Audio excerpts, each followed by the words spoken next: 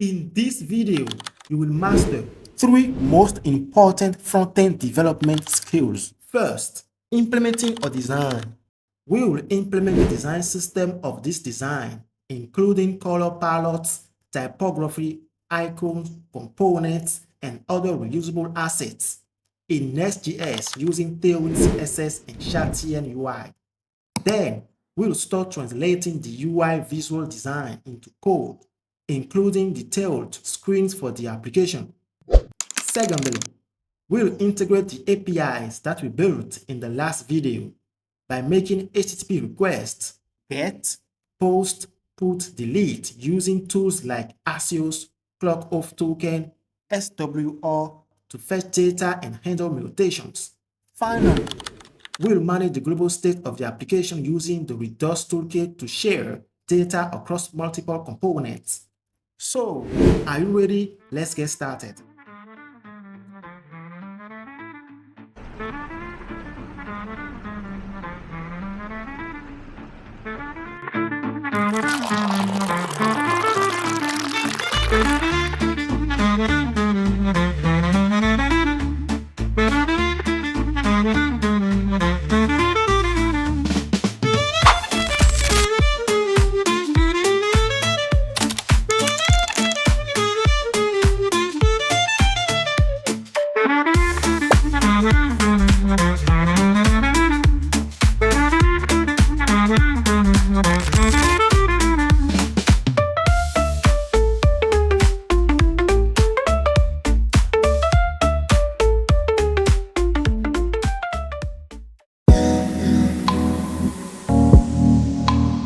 We are going to implement the e-commerce design created with Figma. Figma is a cloud-based design tool primarily used for user interface and user experience design. It allows designers to collaborate in real time to create designs for websites, mobile apps, and other digital products.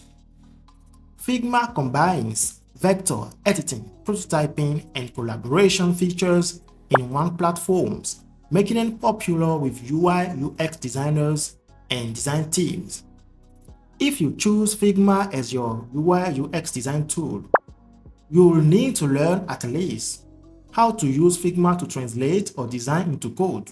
That's the minimum. However, if you want to take your skills to the next level, you can learn how to create a UI design from scratch. Now, let's assume that you have never used Figma before. The first thing you need to do is create an account. So click on the Figma link in the description. You will then need to log in or create an account to access this file. After that, you should see this page. Let's have a quick look at the Figma tools. Down here, we have the toolbar. In Figma, the toolbar is the horizontal bar at the top of the workspace. It contains the main tools and options you use to create and edit designs. Here is what you will typically find on the toolbar. The Move tool allows you to move, select, and resize objects on the canvas. Frame tool allows you to create frames to act as containers for your designs. Shape tools include options for rectangles, lines, ellipses, and more to create basic shapes. Pen tool allows you to create custom shapes or paths using vector points. The text tool adds text to your designs. Comment tool adds comments to designs for collaboration and feedback. Plugins and widgets access installed plugins or add widgets to enhance functionality. Prototype design mode toggle switch between design mode and prototype mode. Another essential concept that helps to structure and organize design work is layers. The Layers panel in Figma is located on the left side of the interface. It displays a hierarchical view of all the elements, frames, groups, and objects in your current design file. The Layers panel is essential for organizing and managing your design elements efficiently. The Layers panel has two tabs, Pages tab and Layers tab. The Pages tab provides access to design libraries, components, and reusable assets. In Figma, the Page tab is where you organize different sections or phases of your design project. Each page acts as its own independent workspace containing unique layers, frames, and designs. The first page your design project should have is the Welcome page. This page often contains important elements such as navigation, branding, and a brief overview of content or features. Your design project should also have a style guide or design system page. This page centralizes and standardizes designed elements for a project or organization, such as colors, typography, logo, components, icons, and so on. For larger projects, a design system may be split into several pages. Instead of one page, you can create multiple pages, for example, one page for components, another page for icons, and another page for colors, typography, and so on. Once you have created the Welcome page and the Style Guide page, you will need to create 3 more pages, like wireframes, designs, and prototypes. A wireframe is a visual representation of a design that focuses on layout, structure, and functionality rather than details like colors, fonts, or images. Let's say you want to build a car. The first thing you need to do is grab a pencil and some paper. Then you will try to draw that car. This allows you to quickly experiment with ideas and refine your concepts before moving on the digital tools. Figma also offers pen and paper. We have already talked about the pen tool, accessible from the toolbar panel, and the paper is the canvas on which you create your layout. In Figma, a design also called mockup is a wireframe containing color, typography, and images closer to the final design. It is a detailed and high-fidelity depiction of what a user interface will look like once it is implemented. Designers use mockups to showcase how the final product will appear and function, helping stakeholders and developers visualize the end result before development begins.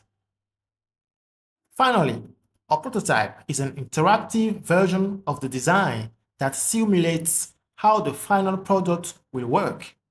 It is an interactive simulation of a design that allows you to mimic user interactions such as clicks, taps, hovers, or page transitions. Prototypes help you test and showcase user flows, animations, and functionality before development begins.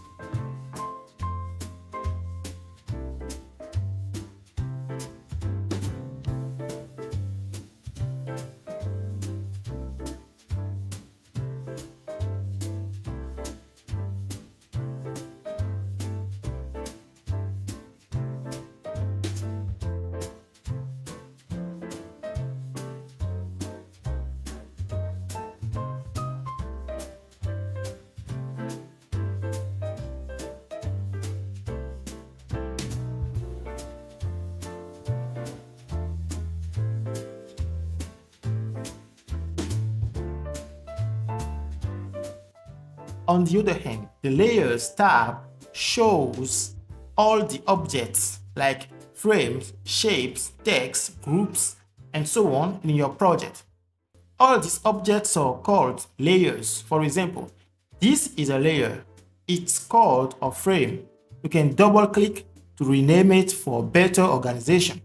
You can also drag layers up or down to change their stacking order, and layers at the top of the list appear before others on the canvas. You can make a layer or object invisible or lockable. Simply click the eye icon to toggle the visibility of a layer. You can also click the lock icon to prevent accidental changes. Now, sometimes you can use the search bar at the top of the Layers panel to quickly find a particular layer by name. The Properties panel in Figma is the area on the right-hand side of the interface that provides tools and options for modifying and adjusting the selected objects, frames, or elements on the canvas. The options change depending on what you've selected. For example, it can be a shape, text, image, or a group of elements. Now, let's start translating our design into code. The first step is to set up our front-end environment. For this project, we will be using Next.js, Shadcn, and Tailwind CSS. So open your terminal. We'll install all the dependencies. Instead of Node.js, we are going to use Barn. What is Barn? Barn is a fast JavaScript runtime, package manager, and test runner designed as an alternative to Node.js. So why Barn? First of all, if you are new to JavaScript, you need to understand JavaScript is a programming language used primarily on the client side, specifically in a browser like Google Chrome, Firefox, Safari, and you name it. Over the years, engineers, particularly Ryan Dahl, decided to use JavaScript on the server side, and then he found a way to create a framework called Node.js based on the Google Chrome V8 engine to use JavaScript outside of a web browser. V8 is a JavaScript engine developed by Google and used in Google Chrome. He took V8 and added a C++ wrapper around it. He also included libviv, a C library that provides asynchronous I/O like file system, networking, and so on. This allowed Node.js to handle multiple requests simultaneously without blocking. Since then, developers have been able to use one language for both front-end and back-end to build full-stack applications. The thing is, Node.js over the years has faced several challenges and criticism. While it's still widely used and actively maintained, developers have encountered some pain points, including high memory usage. If you are working on a large project, Node.js can consume a significant amount of memory, which can be costly, especially in production. The large NPM ecosystem. Many third-party packages are poorly maintained and contain security vulnerabilities. This means that your application may have security vulnerabilities if you use these libraries. NPM dependency, bloat, and version conflicts. Node.js comes with NPM, the Node Package Manager, which allows you to install dependencies that your project needs. But some dependencies can introduce breaking changes in minor updates. And if your project has a large Node modules folder, it can slow down deployments. So you are wondering what the solution is to these problems. The solution is Barn. Barn is a fast JavaScript runtime, package manager, and test runner designed as an alternative to Node.js. It's faster than Node.js in terms of optimization. It uses less memory because it optimizes for low memory environments, making it efficient for running scripts. It heavily optimizes JavaScript core for server-side performance. You already know that Node.js uses the V8 engine from Google's Chrome browser, but what about Barn? Barn uses JavaScript core, which is Apple's engine from the Safari browser, which has a faster startup time than V8. JavaScript core is written in Zig, a modern low-level language that eliminates unnecessary runtime checks and improves memory efficiency. In short, Barn is optimized for speed with the aim of improving the performance of all JavaScript and TypeScript applications.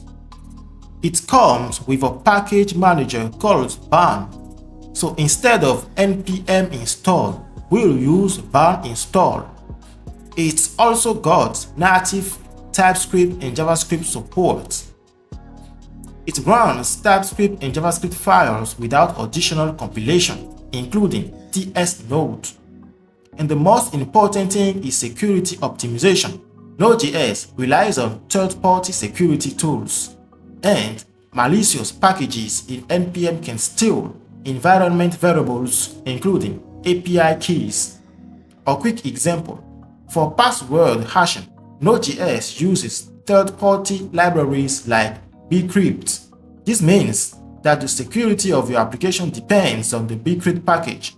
On the other hand, Barn has some security features built in, reducing the dependency on third-party libraries, like the barn.password.hash function, if you want to encrypt a password. And there is much more. For more details, see the Barn documentation. For now, let's install Barn. Go to the Barn website, choose your platform, Windows, Linux, or Mac, then open your terminal and run this command.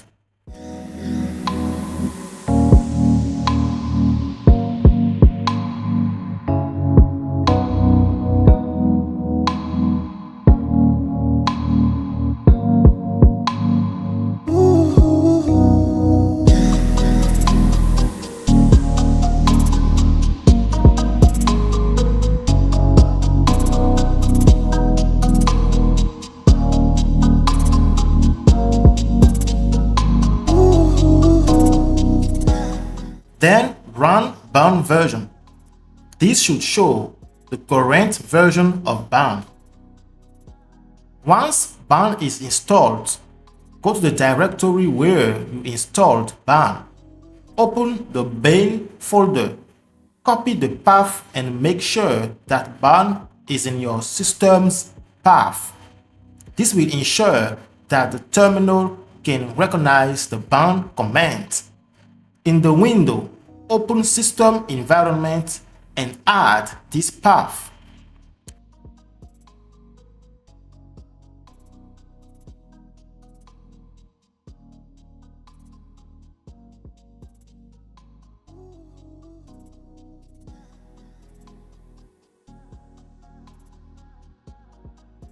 Next, we are going to install our Next.js project using Barn.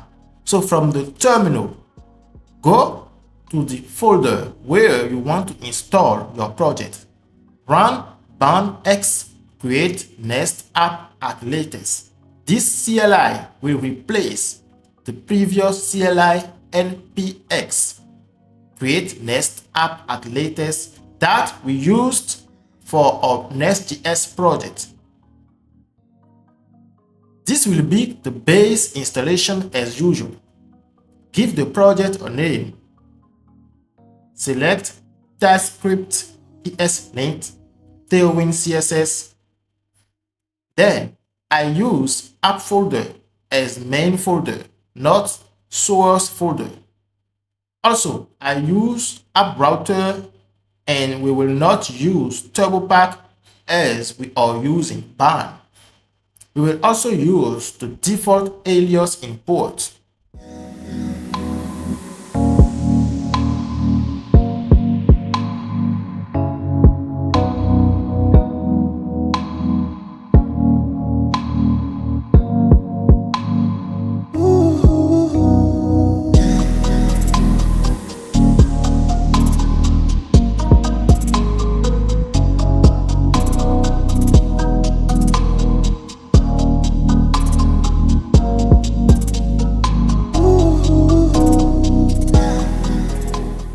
Then cd to your project and open your code editor.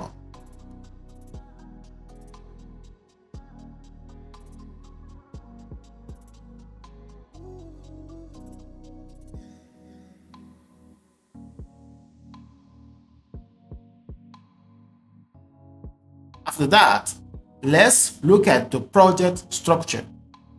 The app folder contains the page components of your application. Each file in this folder represents a route in your application. Node modules contains the dependencies BAN has installed for the project. The public folder contains static files like images, fonts, and so on. And we have some files like git ignore, which is the git ignore file. We also have a ban log file. This is a new branding file that is essential for keeping dependency versions consistent and for faster installations in a ban-based project. ESLint config is the default ESLint configuration file. The next m.d.ts is an automatically generated TypeScript declaration file in a Next.js project that uses TypeScript. It helps TypeScript understand the types and configurations specific to Next.js. Without this file, TypeScript wouldn't recognize Next.js specific types. The next config file is the Next.js configuration file. This file allows you to customize the behavior of Next.js.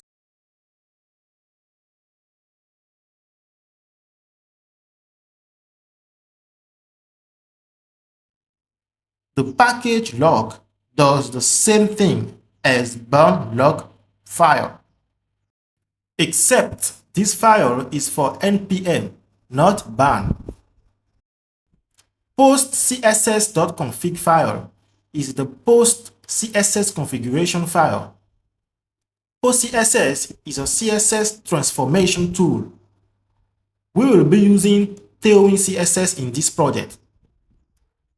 The thing is, browsers don't understand Tailwind CSS styles, but they do understand CSS. So, Post.css will transform our Tailwind CSS styles into CSS that browsers really understand. So if you open this file, you can see that we have a config file for Post.css that uses the Tailwind CSS plugin. This plugin sets an empty object by default, so you don't need to pass any options inside this object unless you want to customize the behavior of Tailwind CSS, such as specifying a custom config file. This means that we are currently using the default Tailwind CSS file in the root of the project. If you rename your Tailwind CSS file, it will no longer work. And to resolve this issue, you will need to set the new file here by adding a config key that takes the new path of your new Tailwind CSS config file.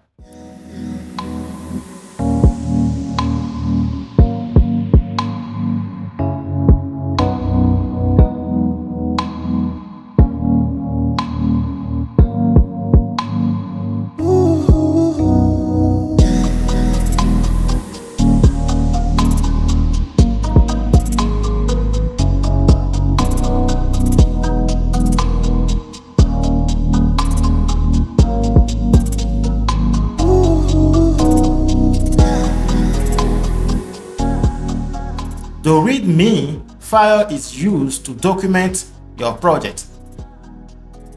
The Tailwind CSS config file is the default file generated by Next.js. The last file is tsconfig. That is the TypeScript configuration file for your Next.js project. Then let's install Shadcn into our project. using the Shadcn CLI. Shadcn also supports bound integration, so run the command bound x bound Shadcn at latest init.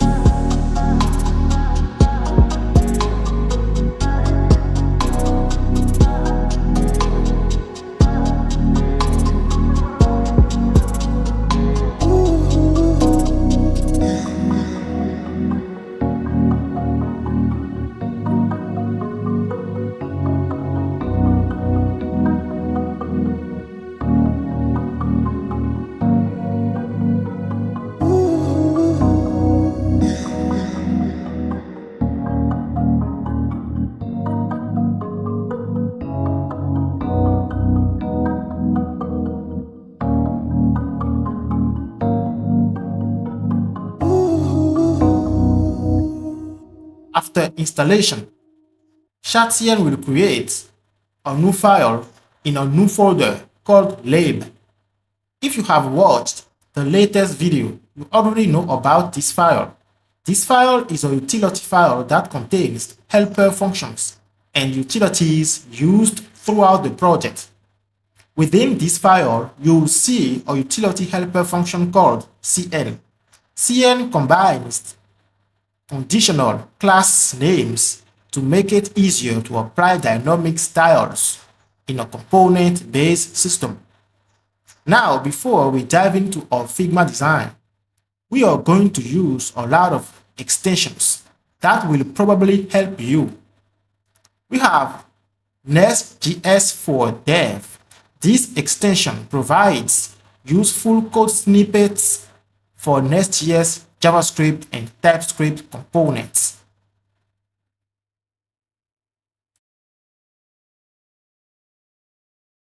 It is designed to improve the development experience for Next.js projects. For example, it allows you to quickly generate Next.js static with additional features like generated metadata for SEO. All you need to do is press N for Next.js, X for static. You can also generate components for dynamic page as well.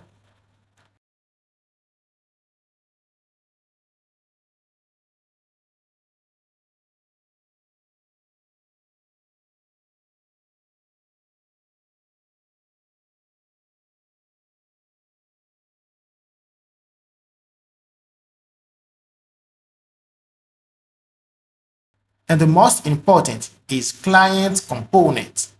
Most of the time, we used to forget the use client directive. And since I'm using this extension, I never had use client error anymore. That can save you some times. The second extension is Tailwind CSS Intelligence. It provides advanced features like auto-completion, syntax, highlighting, and linting for Tailwind classes. Another tool I use is shortcuts. Shortcuts are essential for increasing productivity. To set up your own shortcuts, go to File Preferences, Shortcuts, and define your own shortcuts. I use a lot of shortcuts. For example, Ctrl+P to open the search file bar for quick access to a file. Ctrl+B to toggle the sidebar. In this perspective, I'm going to use this application. It is a desktop application built using Electron.js, a JavaScript framework for desktop applications. The purpose of this application is to make it easier for you to follow along with my videos by visually displaying the keystrokes on the screen. You can also use it as it's designed for everyone, including passionate developers who love to code and use amazing tools and applications on a daily basis. Content creators who used to create coding sections on social media or private platforms. Also, ASMR enthusiasts who are actively creating content on social media, as well as displaying keystrokes. It also has other features such as keyboard sound effects, which lets you choose from a variety of mechanical keyboard sounds to add an auditory layer to your keystrokes. It's a nice touch for those who want their demos or tutorials to feel more tactile and immersive. Another great feature is color customization. You can change the appearance of the on-screen keys, experiment with different styles, themes, and position the keystroke display anywhere on the screen. It's quite flexible when it comes to personalizing the look, so you can adapt it to your aesthetic or make it more visible to your audience. The application offers a free version. To use it, go to the website. The link is in the description.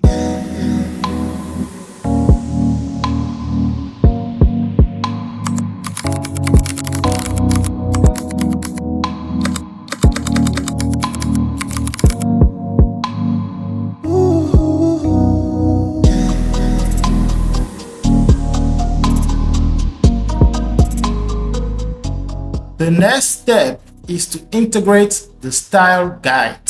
We are going to integrate the brand, the icons, and the components. The first is branding. So open the style guide branding page. Here you can see we have color palette and typography. Then from the properties panel, you can see all the styles I created for this design, including typography, colors. Let's start with the colors. We have many colors. Each color has many shades, from 50 to 900. We need to extract these colors and integrate them into our Next.js project using Tailwind CSS. There are two ways to do this. The first way is by using AI. The second way is by doing it ourselves. I'm not going to use AI, so let's move on the second way. This way allows you to integrate everything from scratch. First, go to Tailwind CSS file in our Next.js project. Under theme section, I'm going to add the colors key. In Tailwind CSS, colors are defined under the colors key. You can define colors using the object format or the string format. The object format allows you to define a color palette with different shades from 50 to 950. So let's take the first color, which is gray. Then create the color gray and its shades.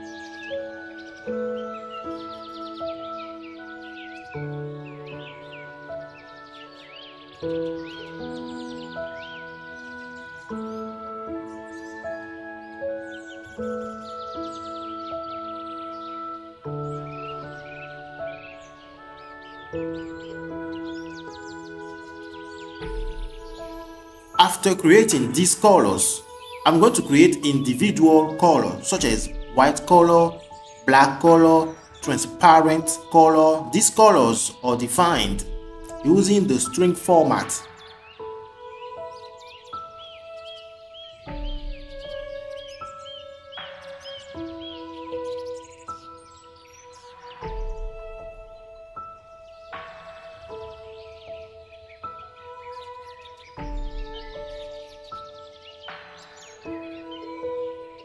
Let's take some time to organize our color palette.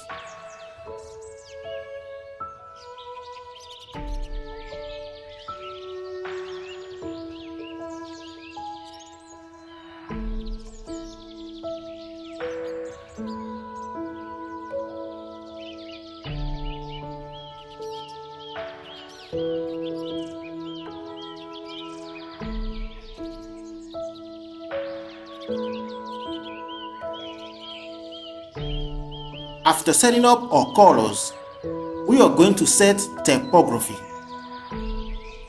Typography is the art and technique of arranging text in a way that makes it readable, clear, and visually appealing. It involves choosing fonts, adjusting sizes, spacing, line height, and text alignment. Basically everything that affects how words look on a page or screen. There are many styles such as display style, heading style, label style, body style, and you should integrate all of these styles into your code using Tailwind CSS.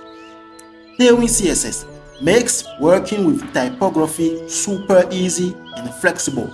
You can create reusable typography styles that you can use throughout your application.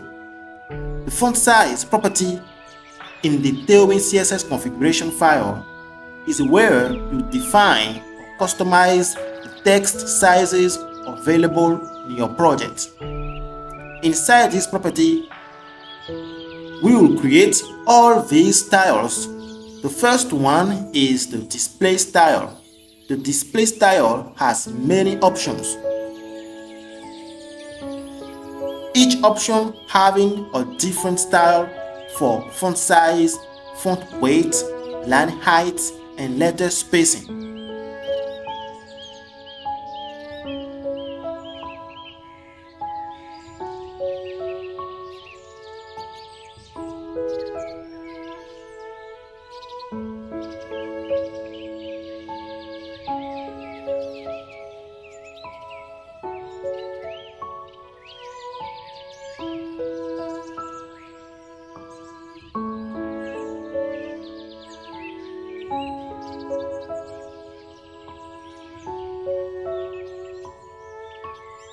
By default, Tailwind CSS comes with default font weights.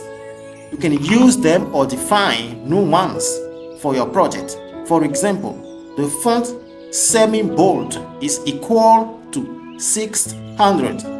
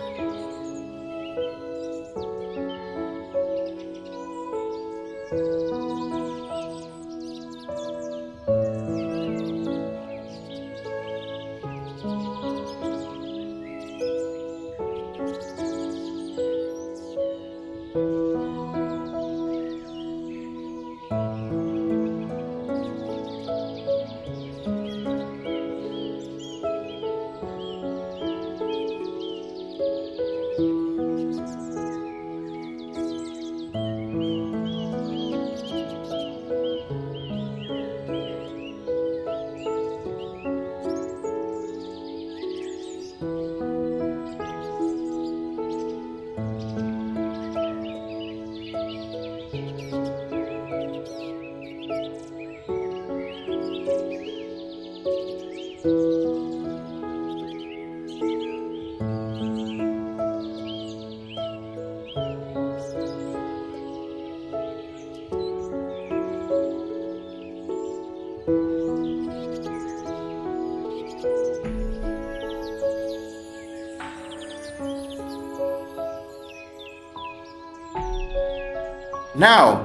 we are done with the display style. Let's move on to heading style.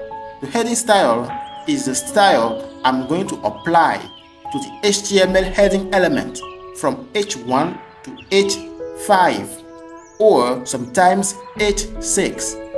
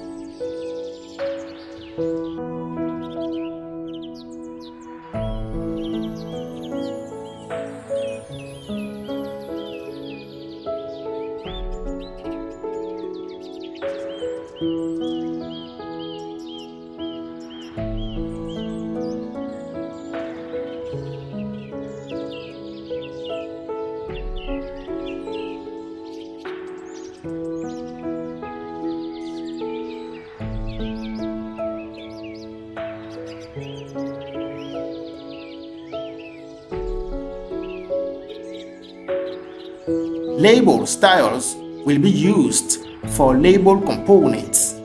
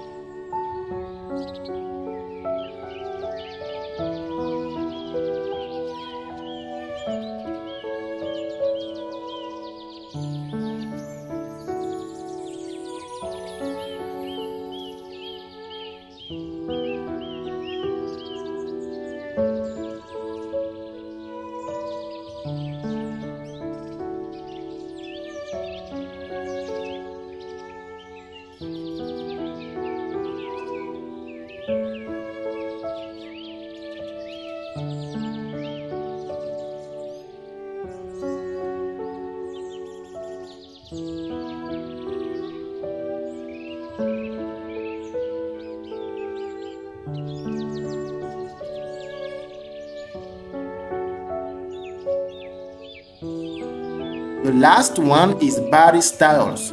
These styles will be used for text content styling, paragraph, element, span, element, div, element, and so on.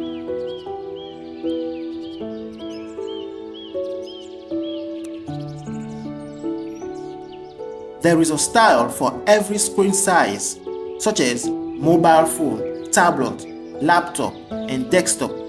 I'm going to create all of these styles. The first one is for extra large screen, or XL, which is for desktop screen like your TV.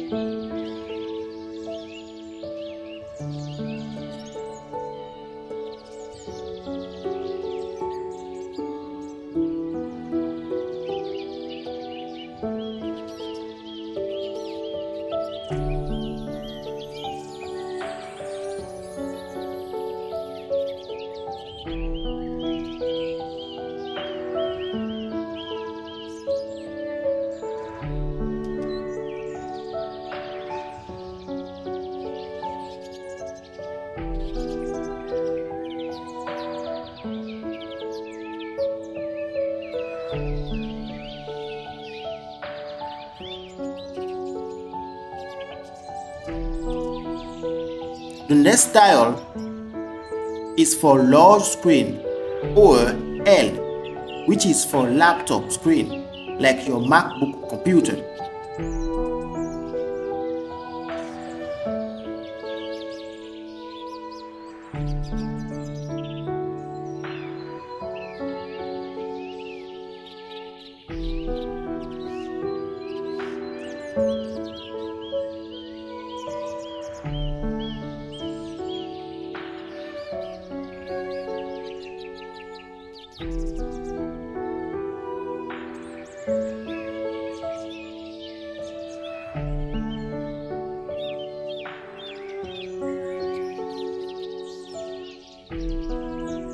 For the rest of the screen, I'm just going to duplicate the extra large screen style and then edit the values.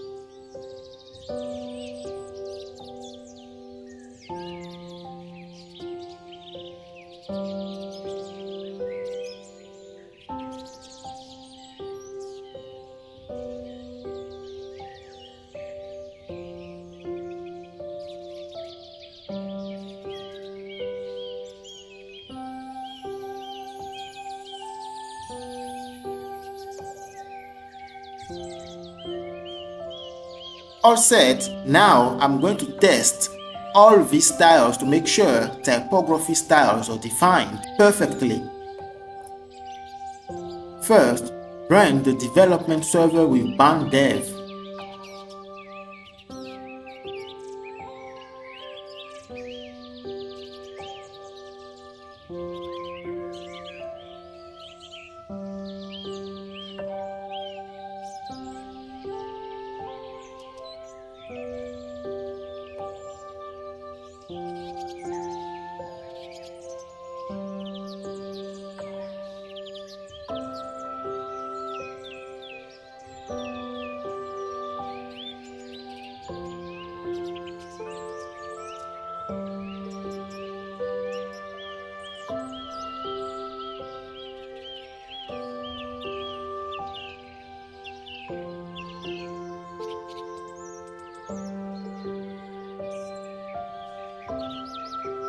Then in app Next.js in the app folder, I will create a div element and add a utility class text display1 to this element.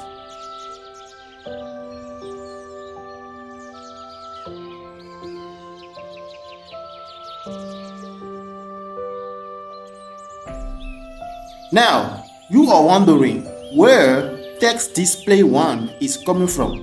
Good question. Well, when you create a custom font size like display1, Tailwind CSS will automatically add some prefixes to this font size. There are a bunch of prefixes in Tailwind CSS. For font size, we have text prefix. This means if you want to use any custom font size you created in Tailwind CSS, you will need to add to this custom font size text prefix. So for display1, it will be text display1. For display2, it will be text display2, and so on. It's kind of a Tailwind CSS convention. That's how Tailwind CSS works. Now, this is a convention for font size. There is also another convention for colors as well. For colors, you can use some prefixes like text, BG for background, from, via, to, border. This means that each custom style you create in Tailwind CSS, they all have different prefixes. I just showed you for font size and for colors.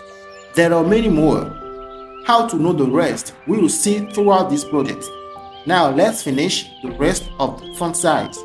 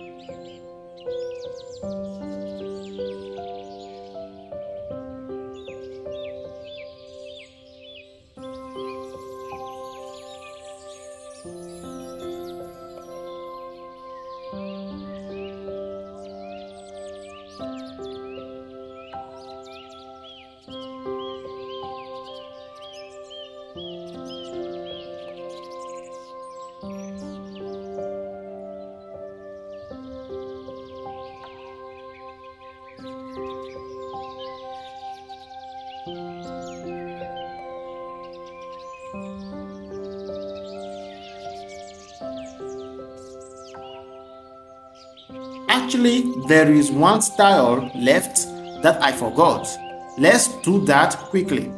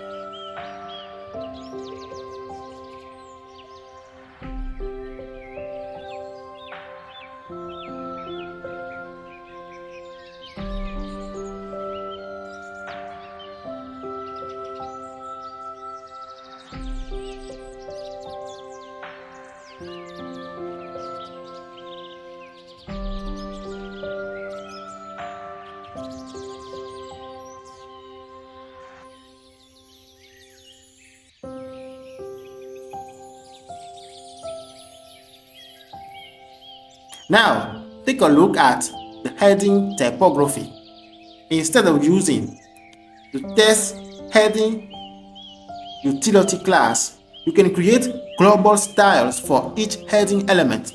For example, go to global.css and create or define global styles for heading.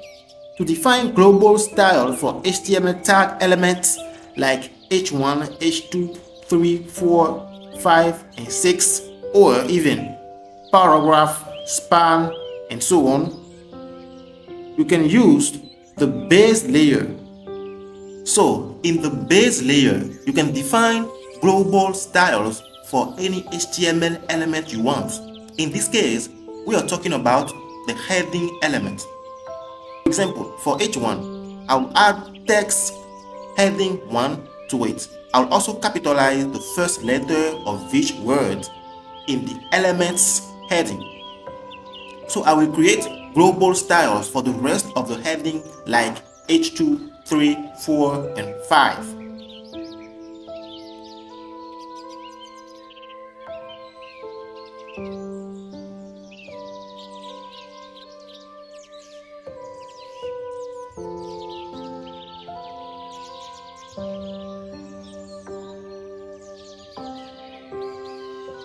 In Tailwind CSS, first letter is a variant that allows you to style the first letter of an element using Tailwind's utility classes. Just like the first letter pseudo element in CSS. Everything is okay, so let's move to set font. The font family for this project is Public Sans. First, if your design does not provide the font files, you can search for them on the Google Fonts website and download font files. For this time, I'm going to show you how to use local fonts in Next.js.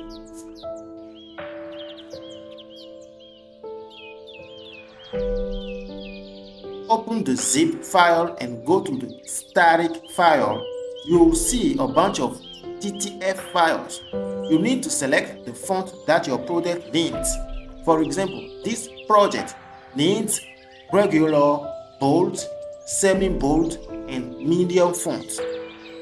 Create a fonts folder in the app directory or in the public folder and paste these files into it.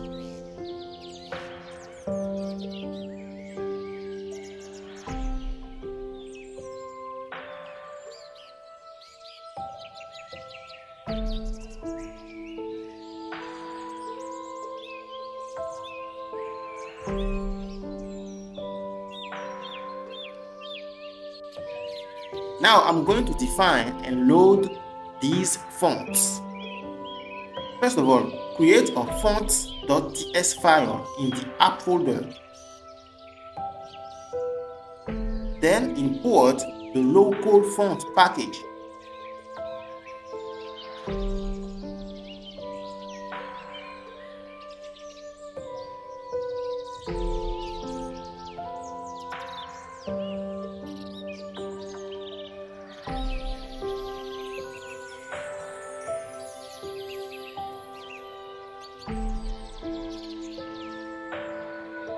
Load your font by defining the font path, weight, and style in the source attribute.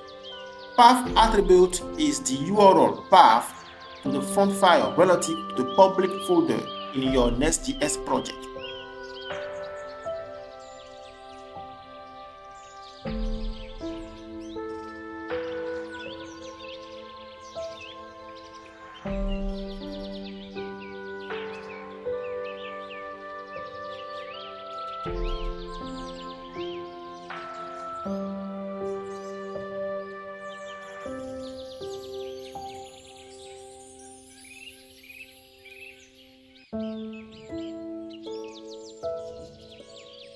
The weight attribute specifies the font weight of the font file, and style specifies the font style.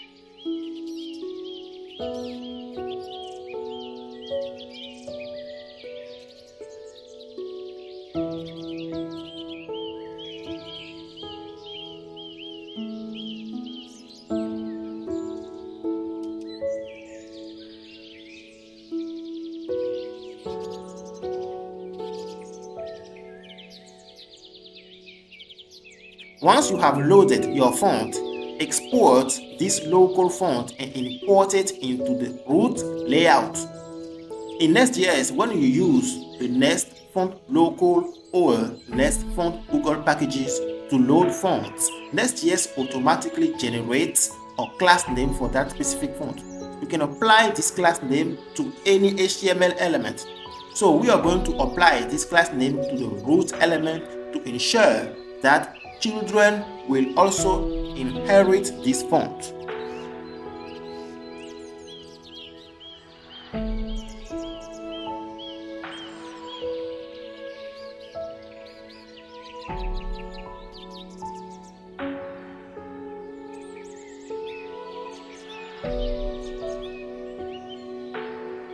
To make sure that your font is actually set, open the Chrome DevTools, if you are using Chrome of course, and go to the element section.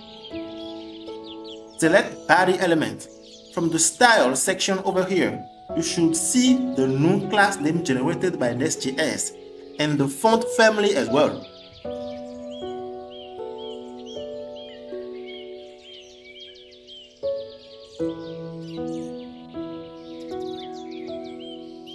Now, let's talk about icons. In a Figma design, icons are an important part of the visual language. They help with navigation, indicate actions, and improve readability. Designers can provide many types of icons.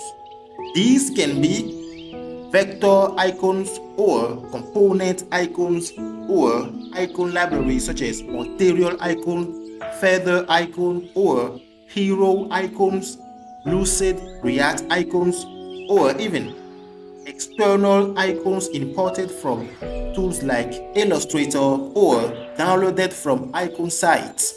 So, as a front-end developer, you need to figure it out the right one that your design is using. If you come over to our design, you will notice that we have a page for icons. In this page, you can see that we are using Phosphor icons, which is actually an icon library.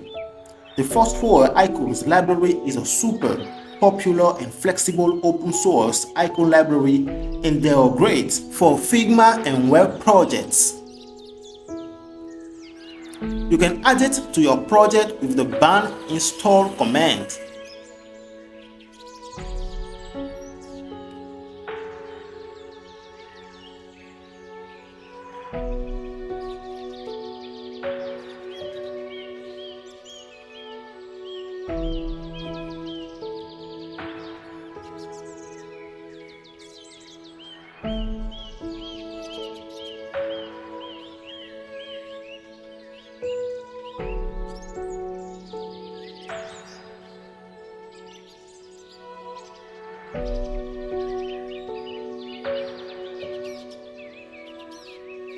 Once installed, let's check it out.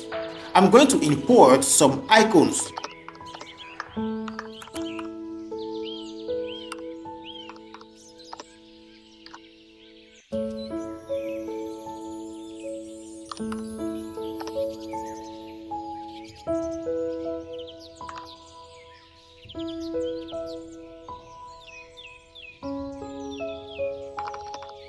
I should add the use client directive because these components are actually client components.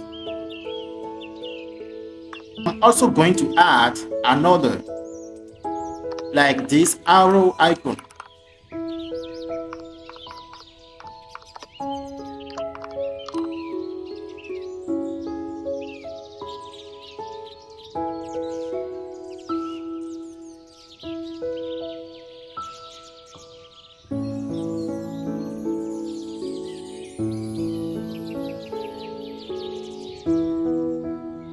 Great, now let's start translating our mockup design.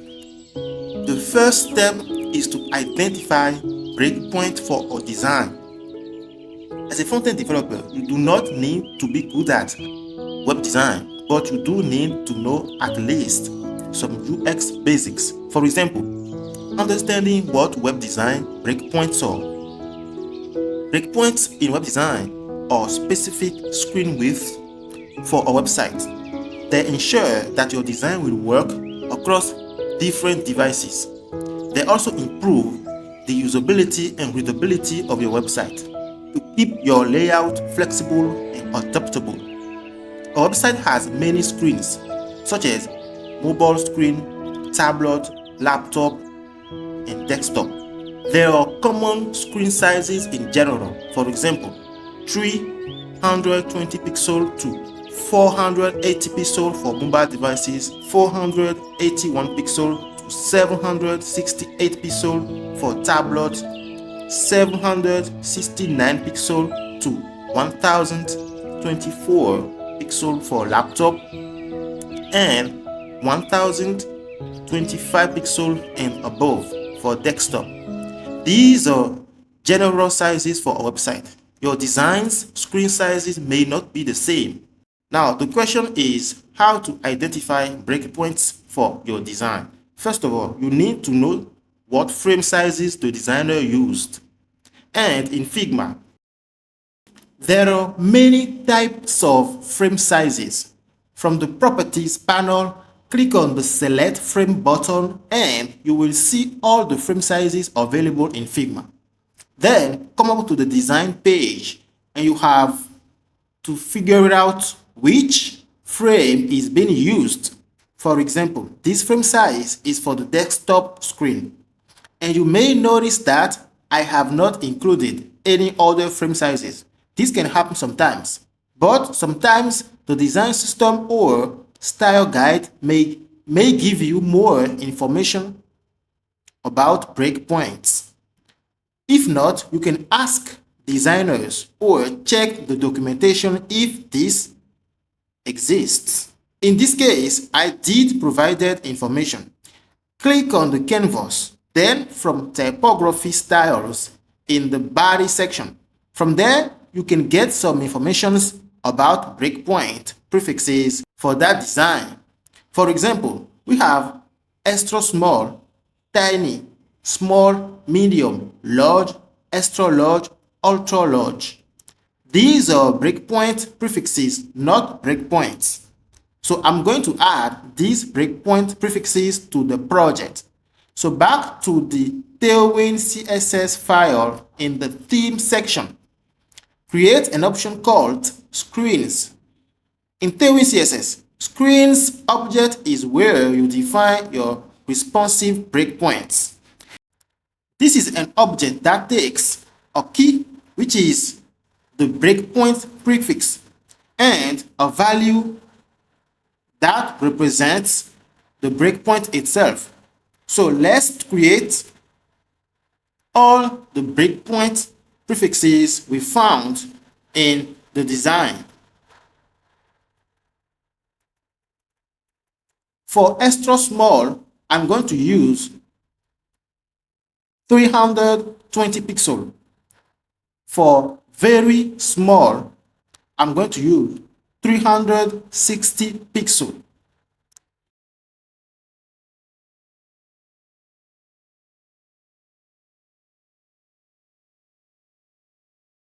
For small, 575 pixel. For medium, 768 pixels.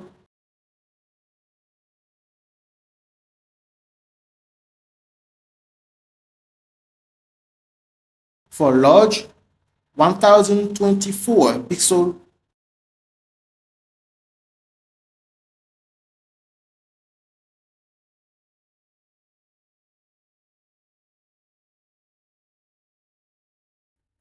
For extra large, 1280 pixels. For larger screen, 1440 pixels.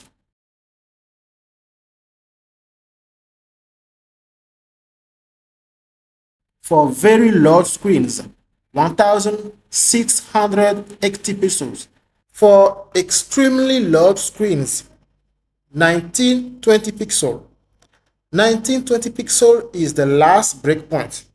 These listed breakpoints are mean width breakpoints, meaning that they apply to screens equal to or greater than the specified width. For example, for small devices, 575 pixels means that the styles will apply to screens that are 575 pixels or larger. Using mean width breakpoints helps you to gradually improve the design for larger screens while still maintaining good layouts on smaller devices. So I'll show you how this works in practice. First, in page.tss, I'll add a background to the parent div element.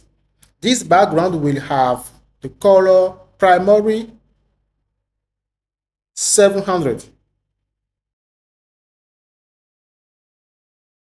Then I'm going to say for large screen, change this background color to secondary 700.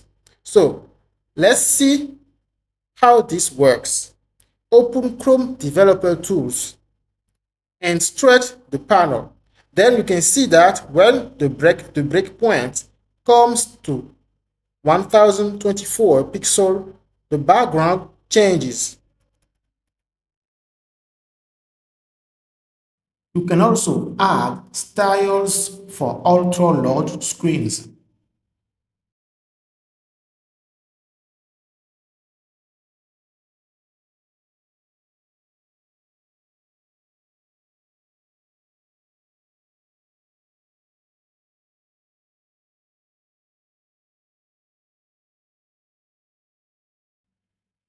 That's great, but we are not done with responsive design yet. There is one more thing. Actually, these breakpoints we just said represent the main width and they all have a max width as well. The max width is set automatically when you set breakpoints for your design. For extra small device, the max width is 359 pixel and 360 pixel represents the tiny device breakpoint. For tiny device, the max width is the breakpoint for small device -1. Now, these max widths are customizable. You can change them to suit your design. To do this, you can use CSS or Tailwind CSS. Tailwind CSS provides a container class. This class is responsive. How to use it? Just add the container class to any HTML element. Then you can hover it to see more information about the max width for every breakpoint we just set in Tailwind CSS. And as you can see, for the 320 pixel breakpoint, the maximum width is also 320 pixel. And for the rest, it's the same. Why? Because by default, with the container class, the value of max width is equal to the value of the breakpoint. We can check this, it's actually working, but we need to center the element with the utility class MSAuto.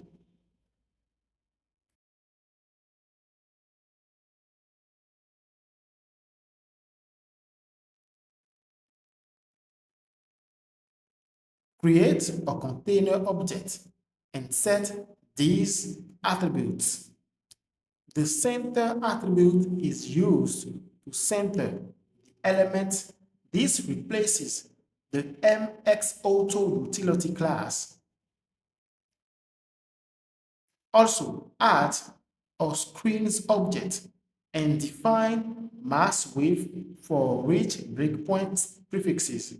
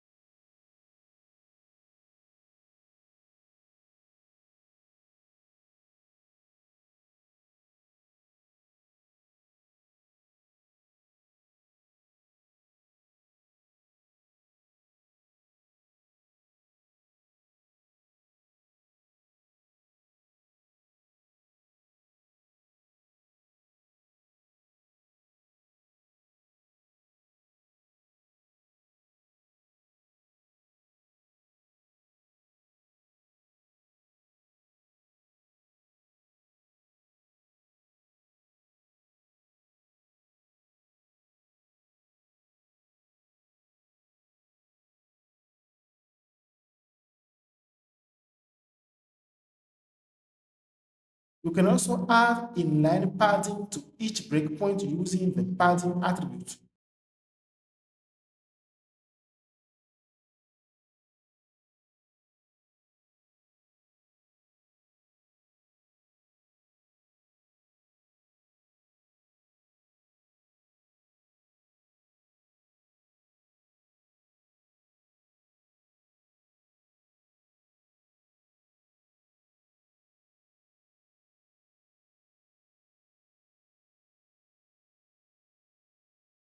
For example, I want to add 10 rem for ultra low screens.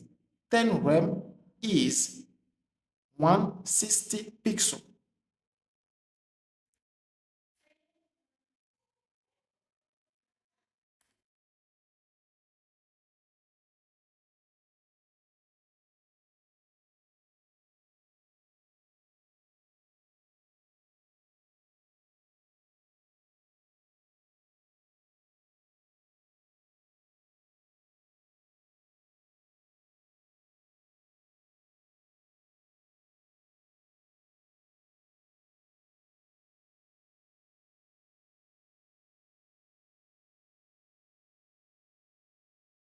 Now, we are going to integrate components. Open the component page in your design project. Then you will see all components for your design. And the first one you should create is header component. So create a folder called modules in the component folder. Then create another folder called header.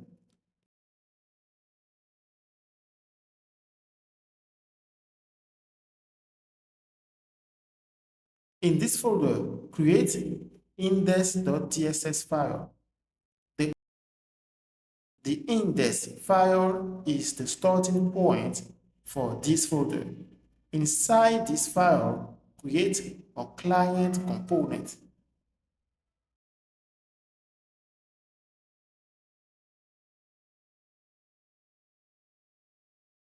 Then in page.css, in the app folder, import this component so that we can see the result when we edit the header component.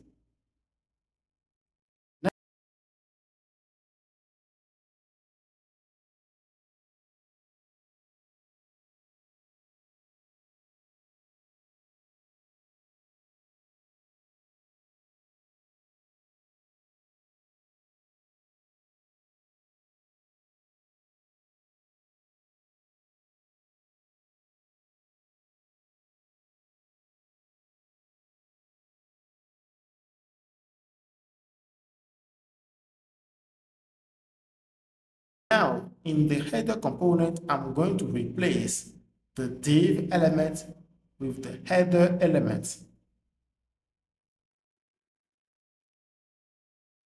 Then, inside this element, I will create several React components, like social menus, component, main menu, and menus for each one. I'll create this React component file inside the header folder, then import this component into header component.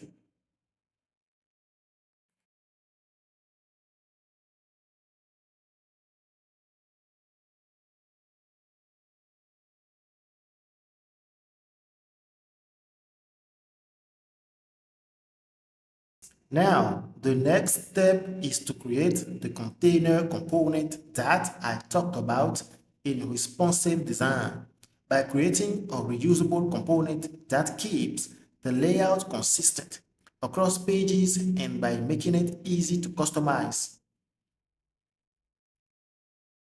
So in custom folder, create a container file. Inside this file, create a client component. This component takes a prop class name with type string. This allows us to add additional utility class name from the parent and also another prop called children that represents whatever is inside the container tags. When you use the component in another component, it can be text, elements, other components.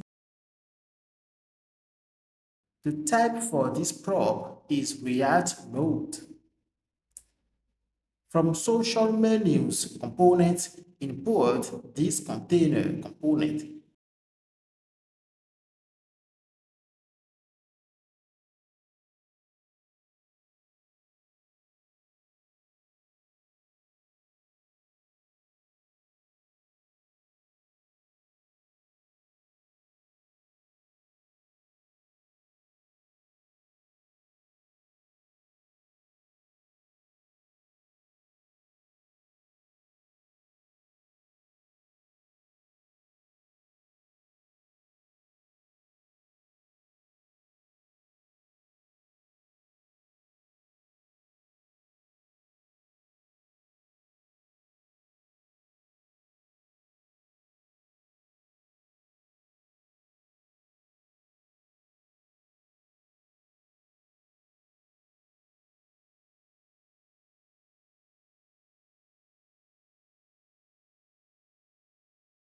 Add to the parent a background color secondary 700.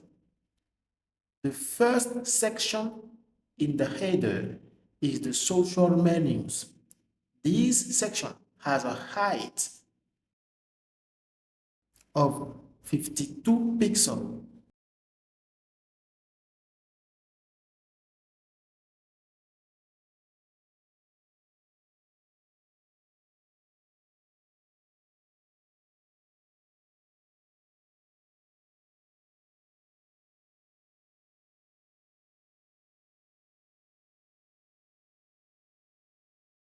Now, in container class, I forgot to add the container class.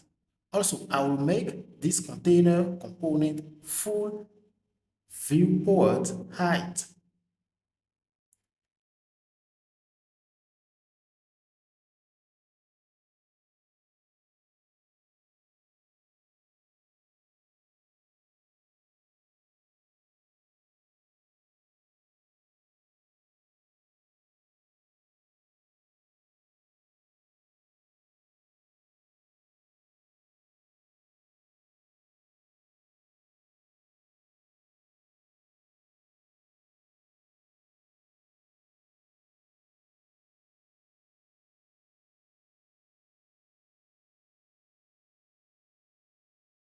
Now, in social menus, let's create the content of this section.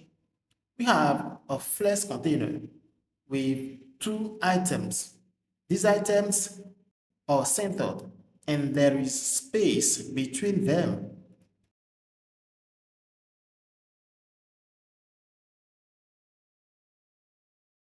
I'm going to create these items. There is an element called division. The div element in HTML is a non-semantic HTML.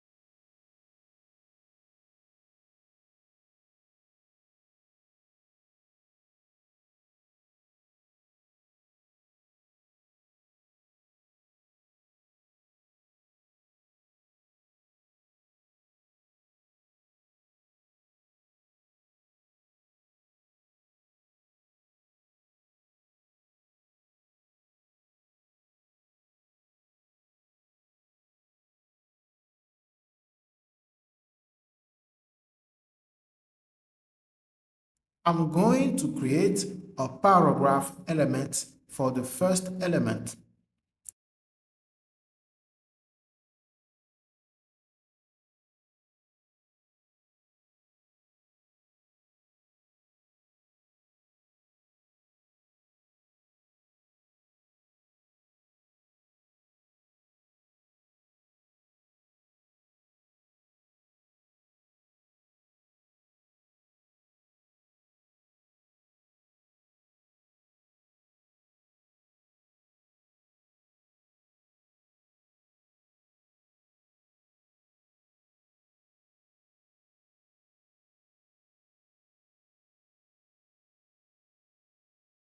Then for the next element, as you can see, we have three blocks.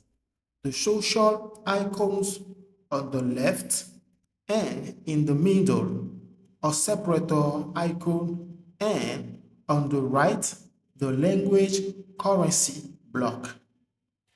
So let's start by creating the first component, social icons.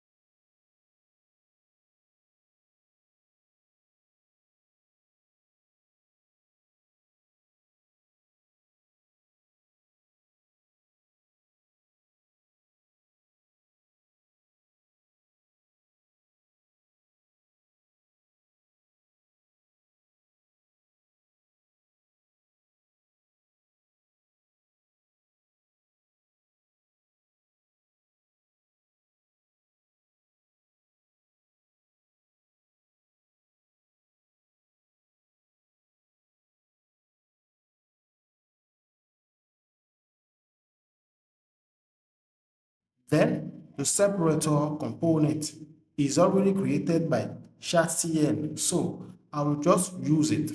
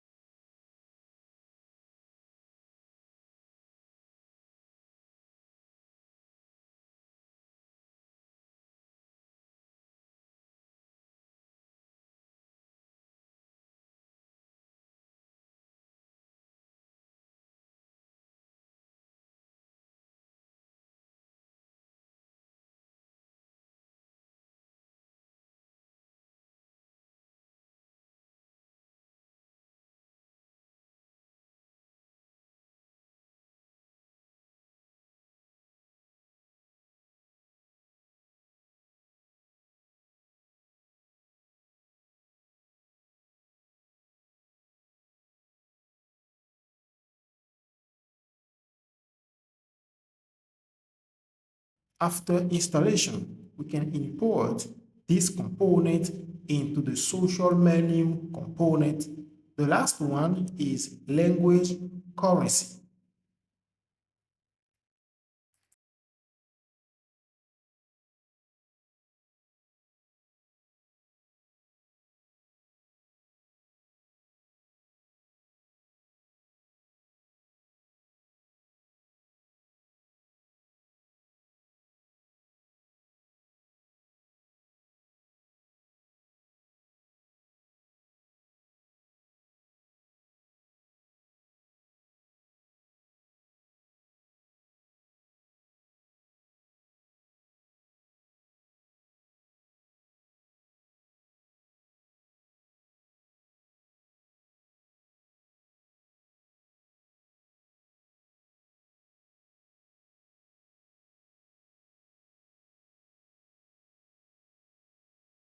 The separator component has props like orientation, props that allow you to set the direction of the separator.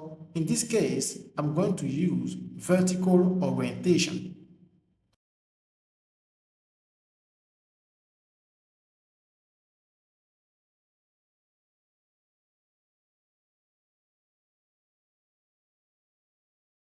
I will also make the background white and apply 20% opacity to the background color. 20 is the opacity of the background. I'm also going to make the height exactly 20 pixels, which is great.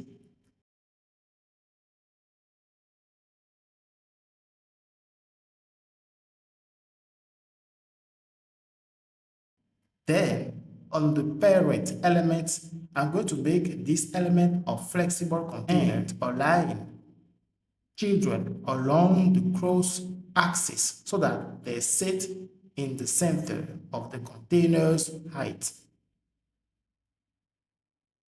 I'll add a horizontal margin left or right between the child elements.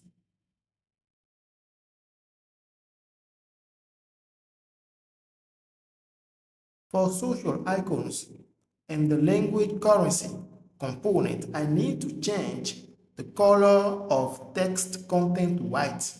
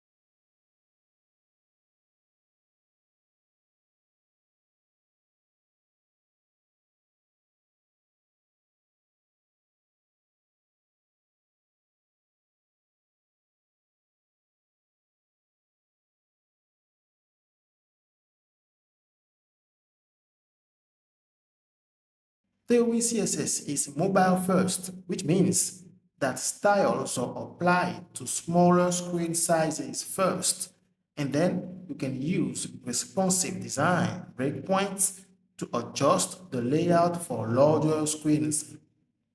In index file, I'm going to add a class name prop. to social menu component.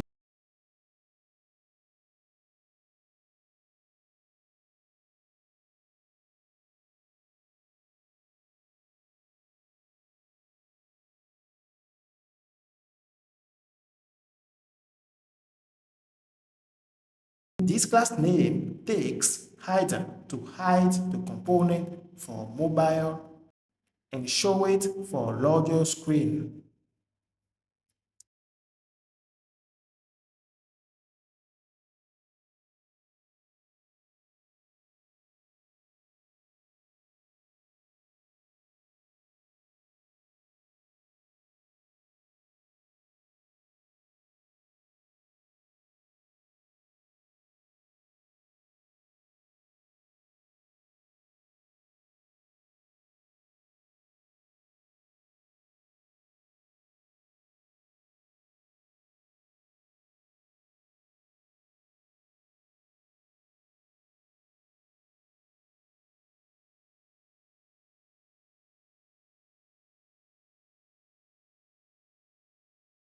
Great, now I'm going to edit the mask width for ultra large screen, and above the new value is 1320 pixel.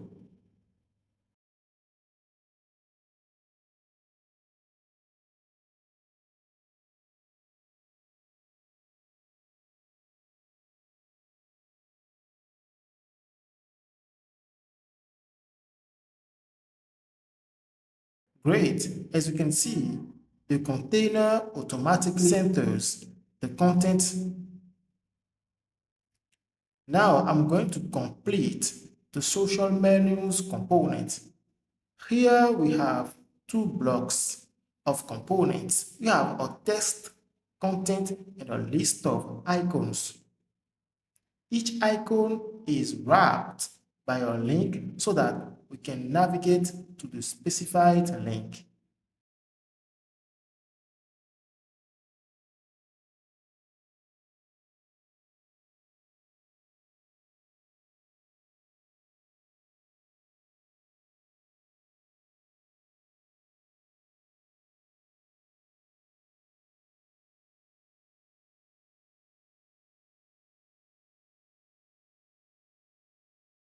The first icon is a Twitter icon imported from the Phosphor library.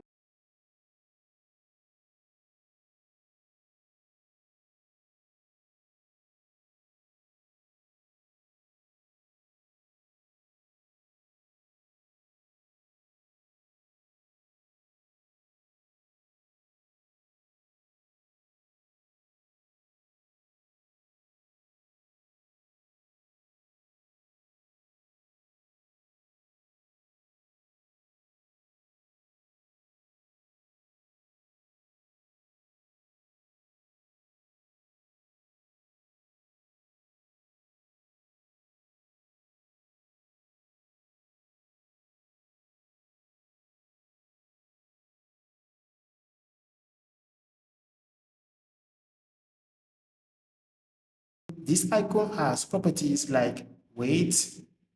I'm going to set the field variant.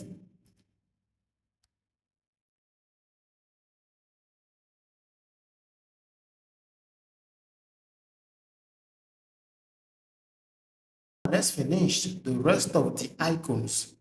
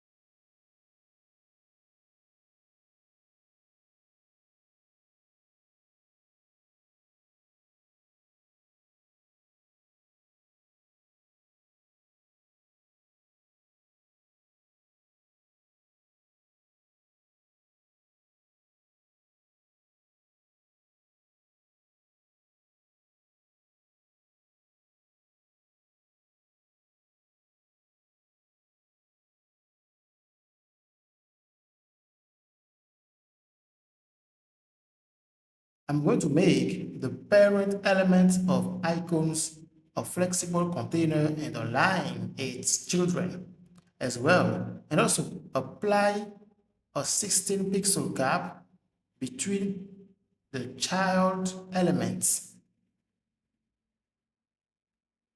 Let's do the same thing here.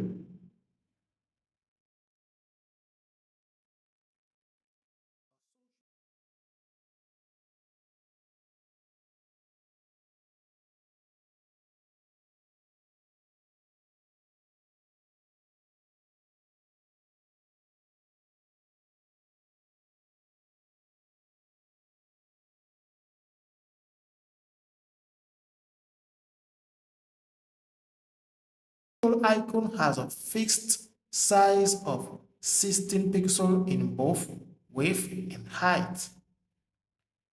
Now,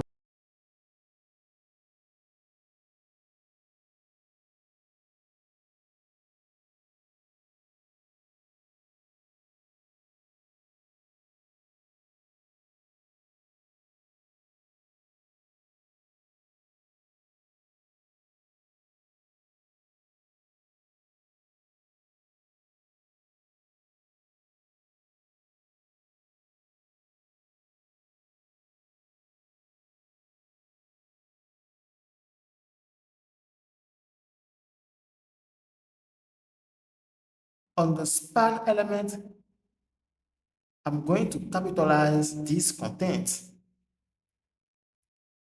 Great.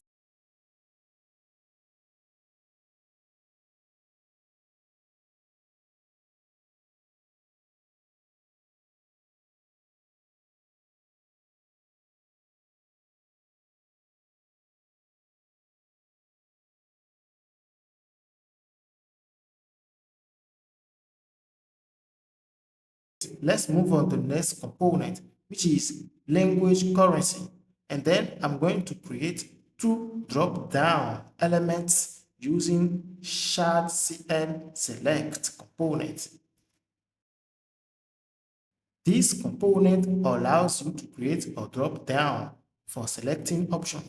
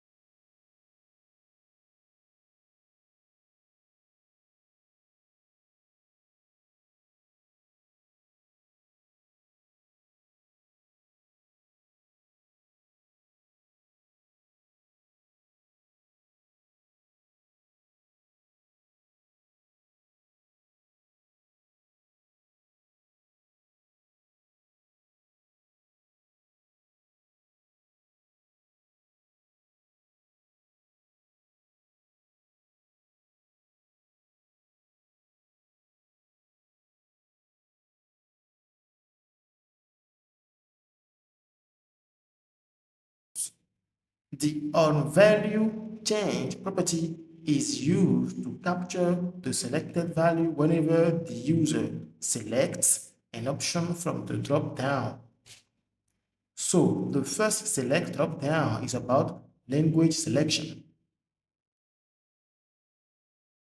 The onValue change prop will capture the language value and handle the selected value. The type of this value is actually string.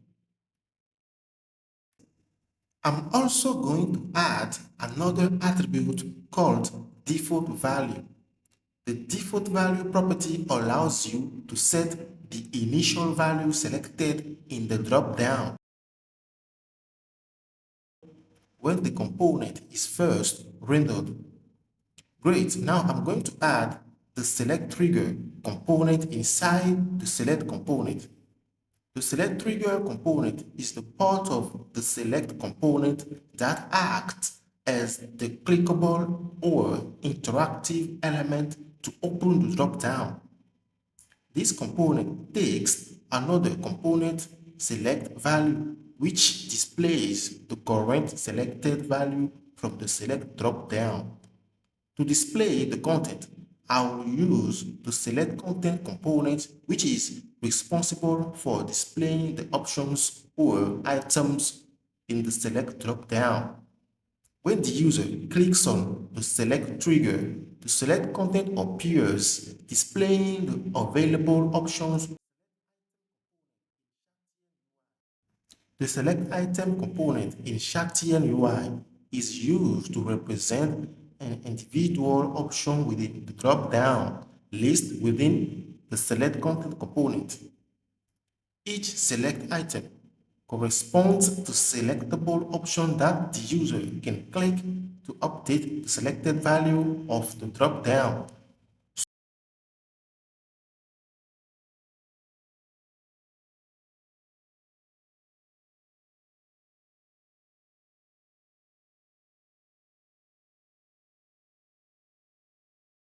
So it works, but we need to improve the design using Tailwind CSS.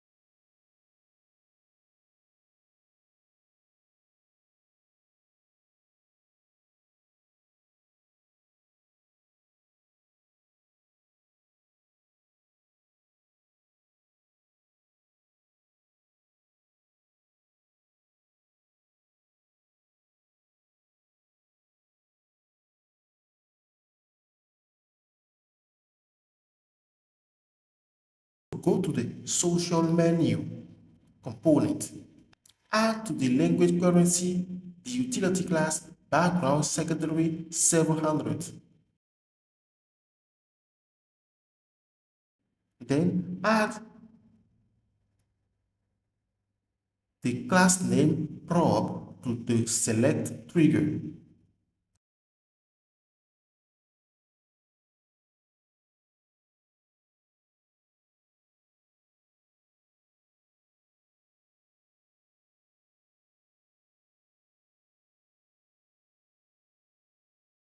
I'll also remove the border of these elements.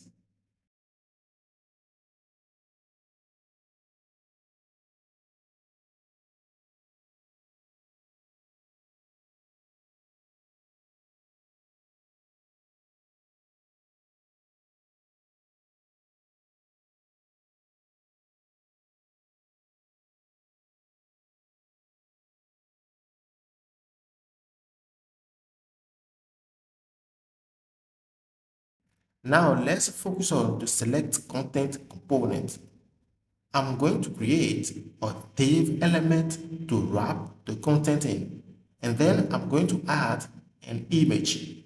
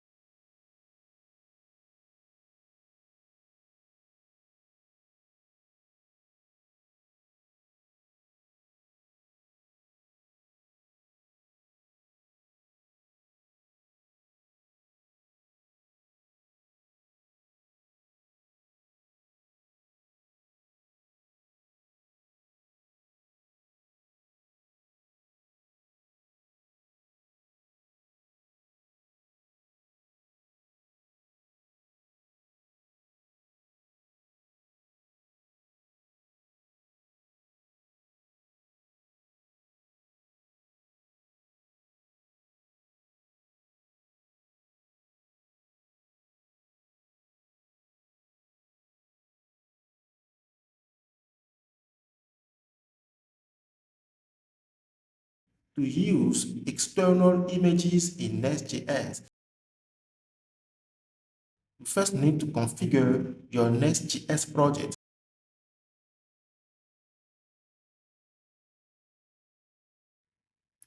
So open your Next.js config file. Under config object, add the images configuration with domains to specify the allowed external domains.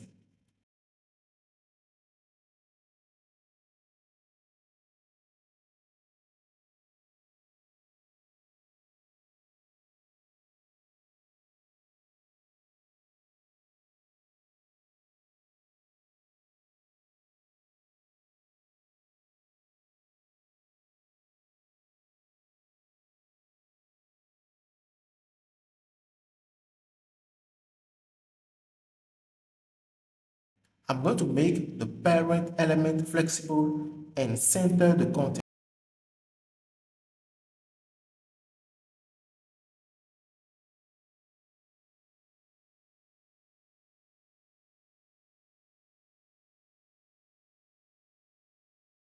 Also, add some space between children for 16 pixels.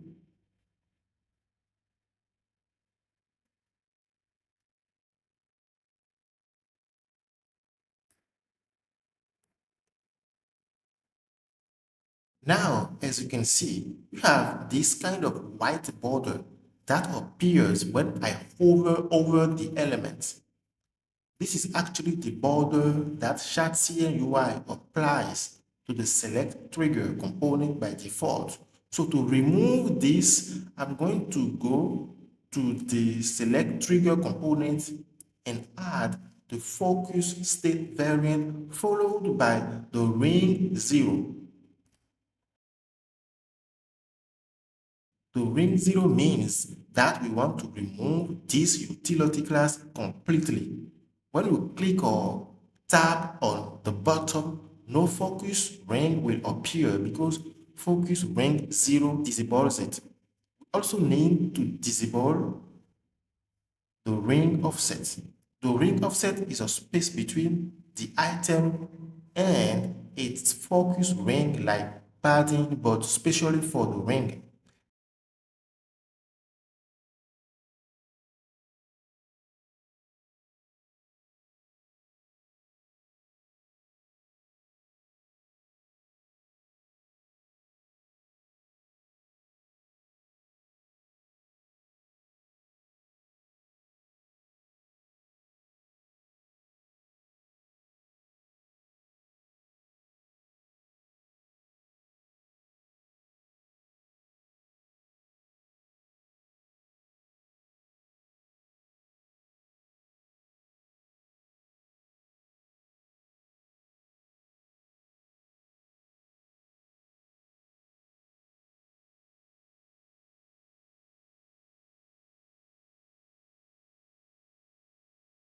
Now I will do the same thing for the language currency component.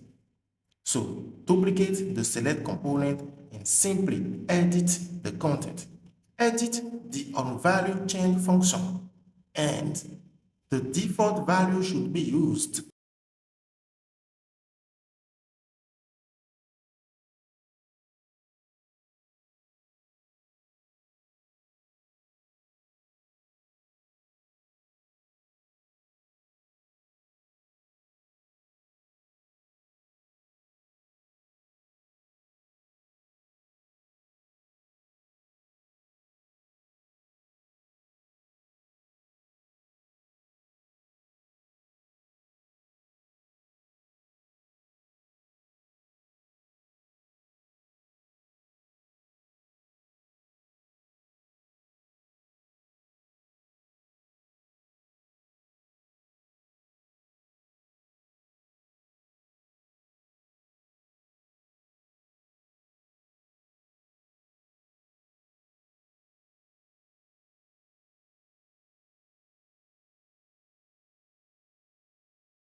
Now I'm going to make the parent element a flexible container.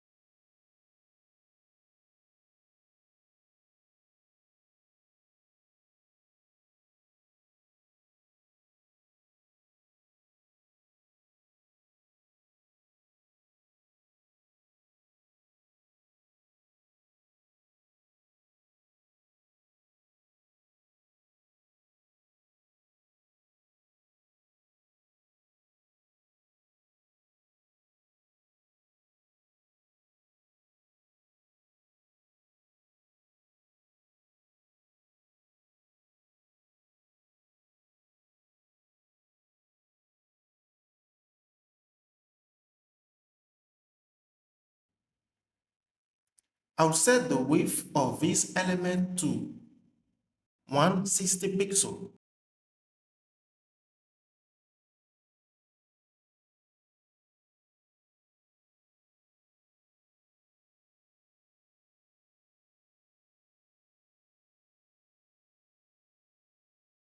This might be too wild. Let's reduce it a bit, like 100 pixels.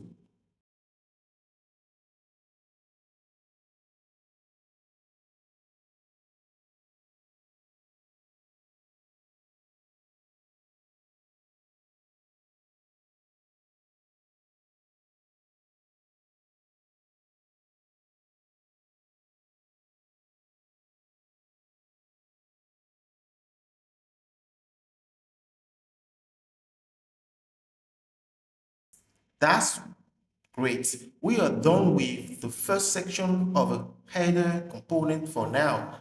Let's move on to the next one. This is the main menu.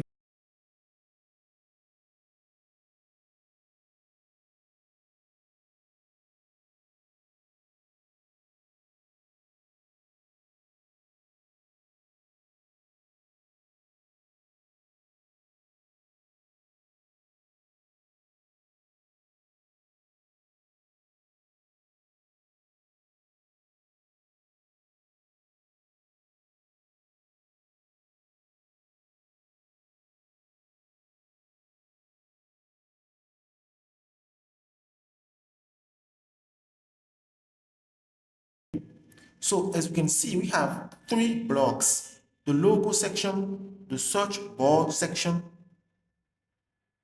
and the icon section. So let's get started.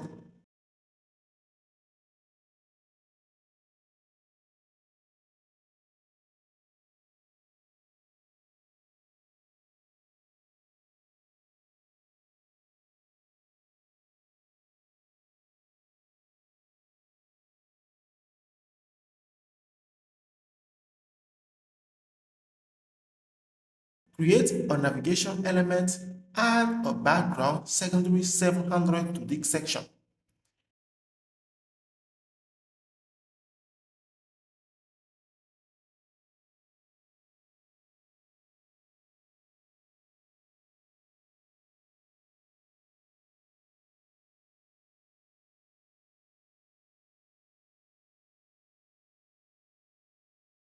This section has a height of 88 pixels and a top border of 1 pixel.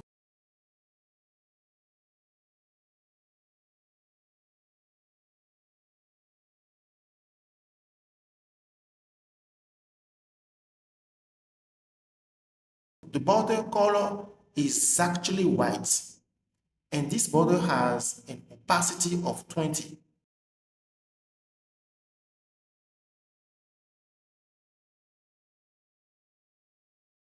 The opacity value ranges from 10 to 100.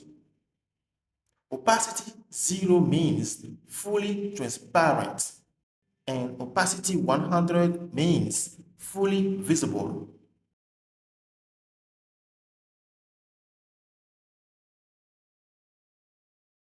Let's create the logo section. First, we'll add the container component, then we'll create another div element to wrap the content.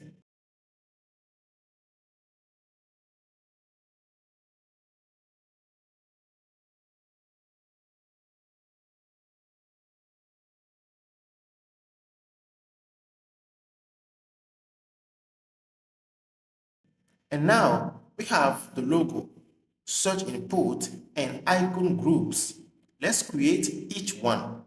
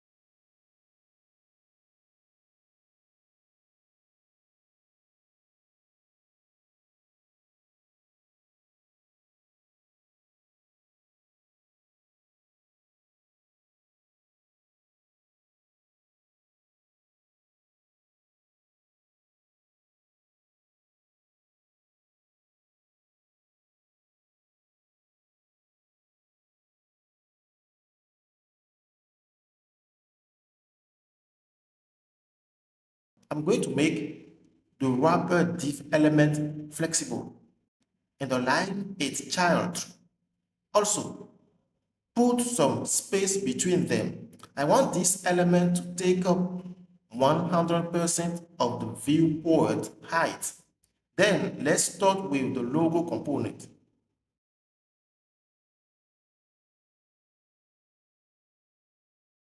In this component, the first element is link. Then the image. Make sure to export the logo to SVG format from your design.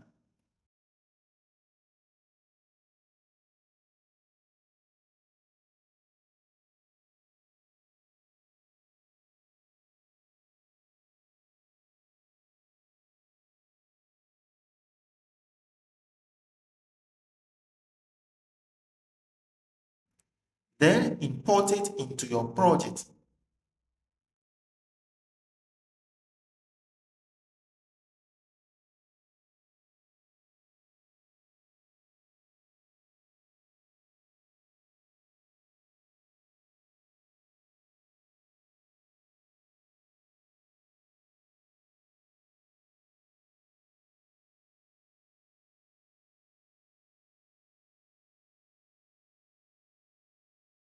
Now we can actually use it in the image component. The logo has a size of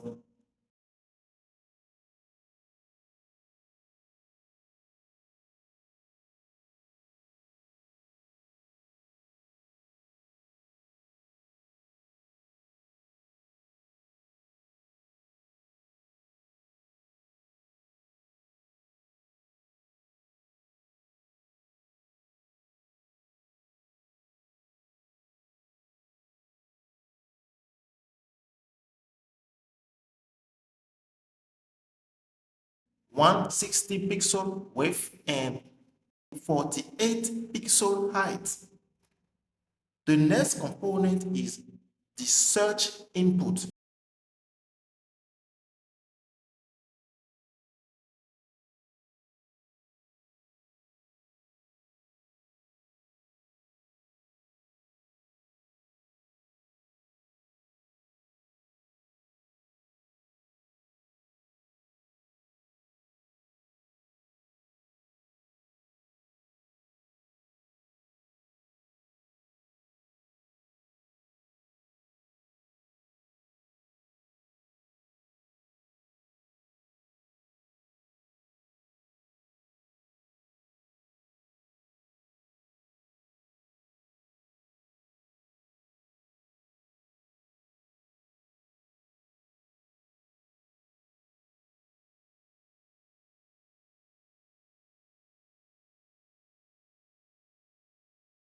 Create a div element. Inside this, I will add the input component from the Shadcn library.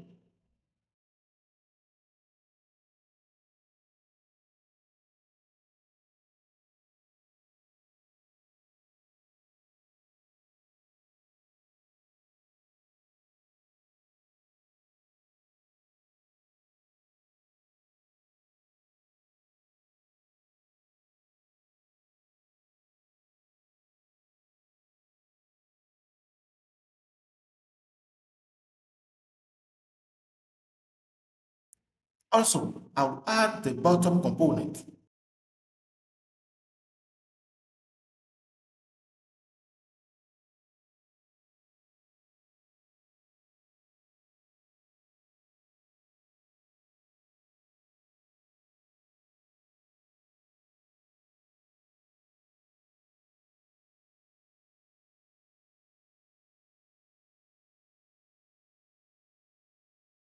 For the bottom component, I need to create a search icon.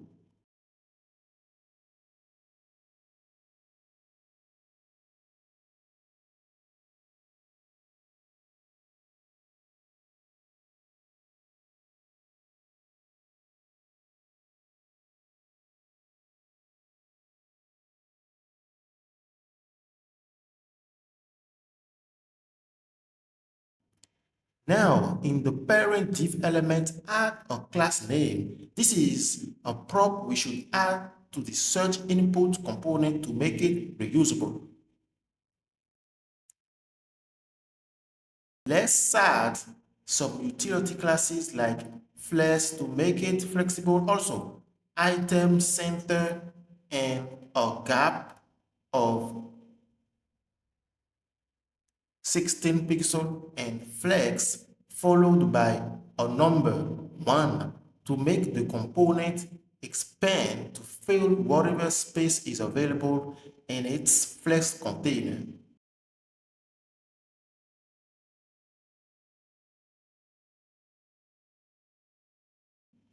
Also add a maximum width of 646 pixels.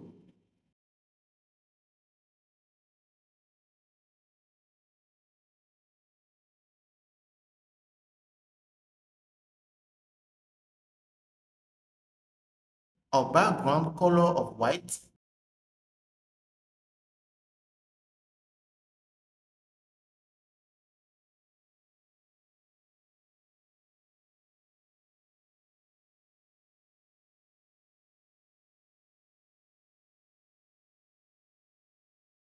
And a height of 48 pixels.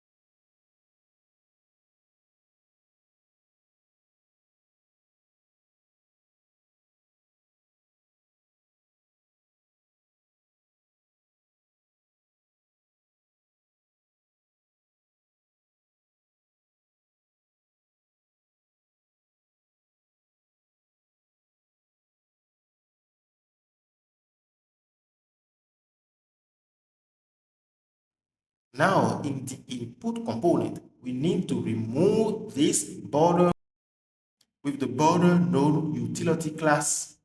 And as you can see, this element has a focus style. I need to remove that as well.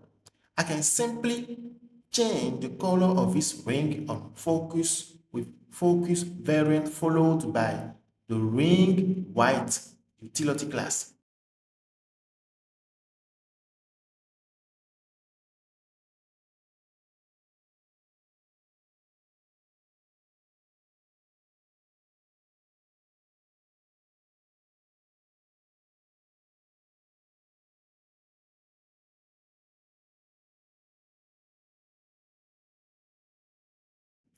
I will also add a shadow node to remove the shadow style.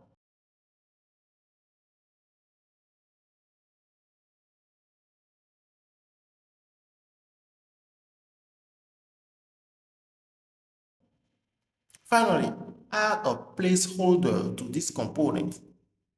The last thing to do is to set up the button component. The button component has some default variants, but I'm not going to use them. Instead, I'm going to create new ones.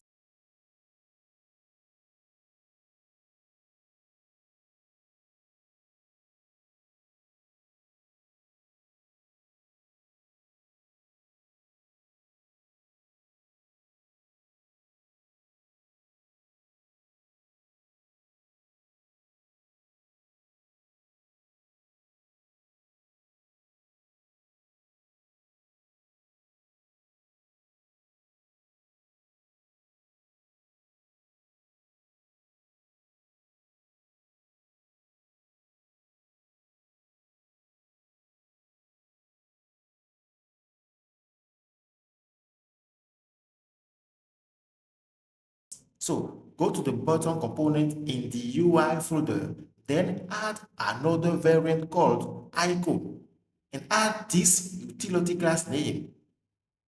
I want the text to be white. Also, I want the background to be transparent, and I'm also going to add the relative utility class to it.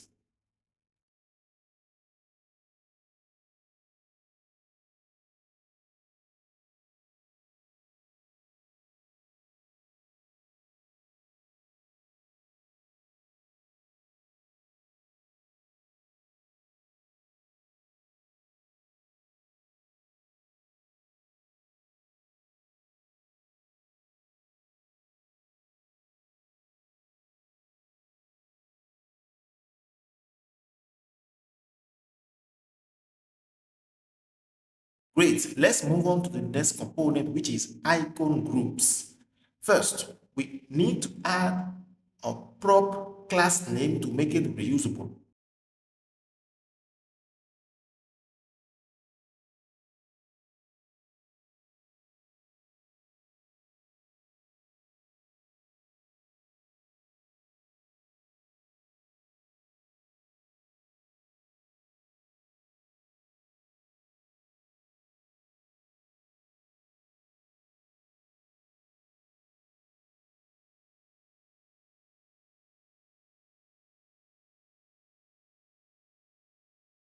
Then, inside the parent element, we need to create all the icons. Each icon is wrapped by a button component. The first icon is the shopping cart icon.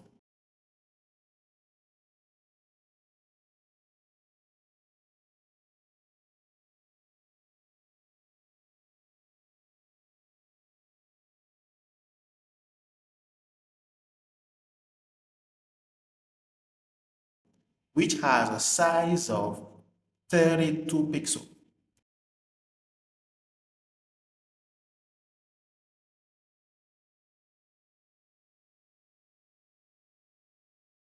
Next, we have a span element that displays the number of items in the cart.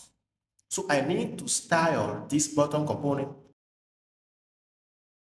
and turn this element into a perfect circle wave.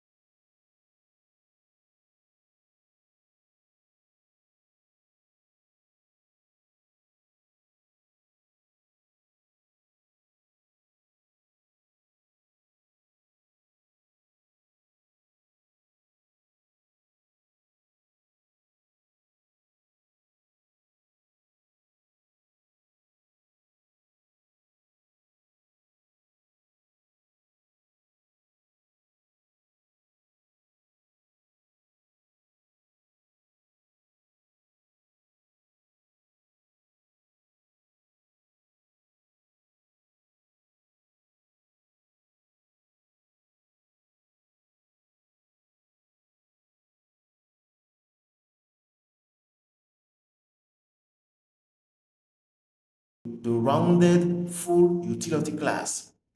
I'm also going to make this element as a grid container.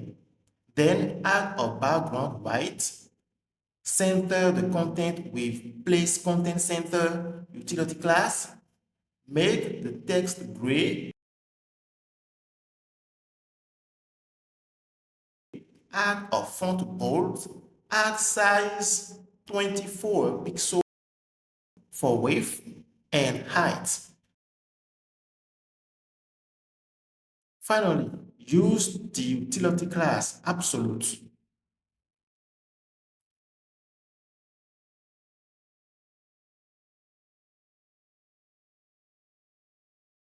When you add absolute to an element, you can use the top, left, right, or bottom utility to move that element relative to its nearest position's ancestor. Now I'm going to make this button component the nearest positioned ancestor, but to do this, I actually need to change the bottom component to HTML bottom element.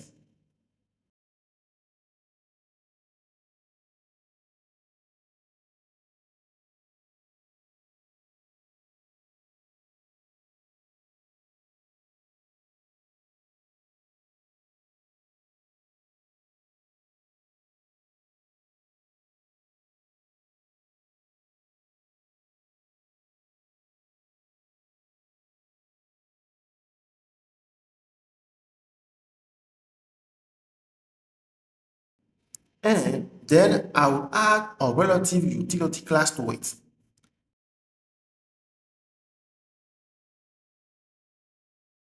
In Tailwind CSS, you can also use negative utility class names, such as minus top followed by a number. I'll also use left 6 to move the element 24 pixel from the left edge.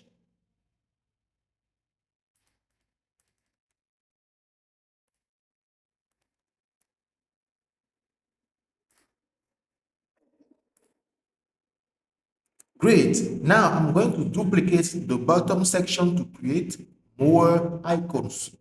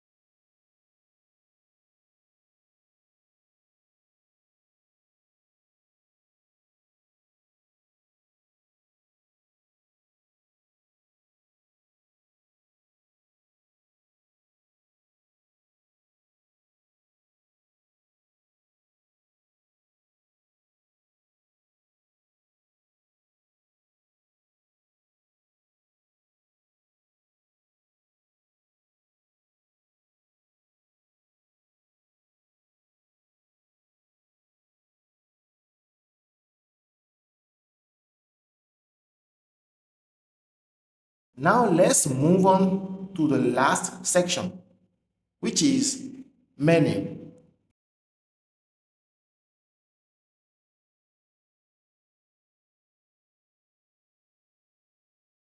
Import the container component.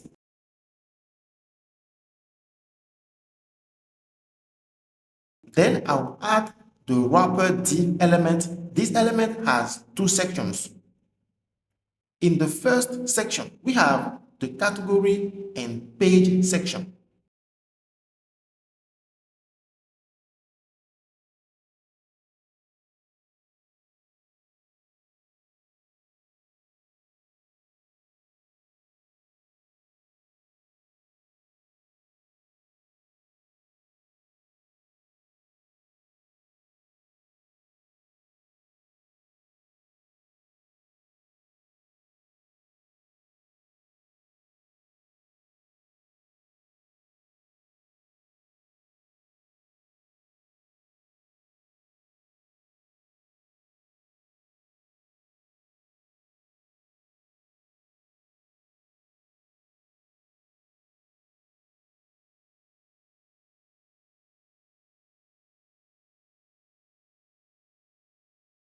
Now, as you can see, you need to make the parent div element flexible and align child, and also add space between them.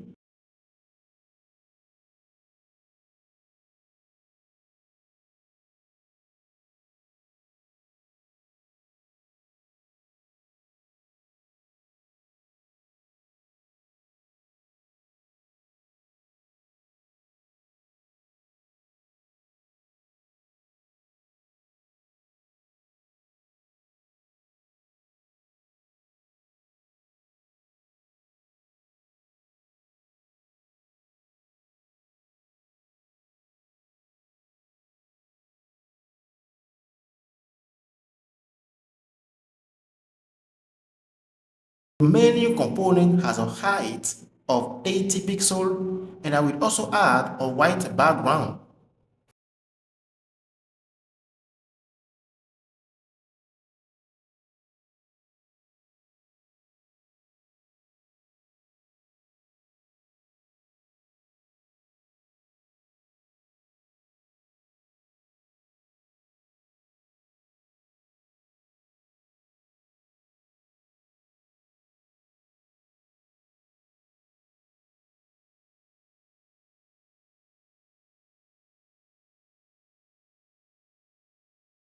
I'm going to add age full to the div wrapper element.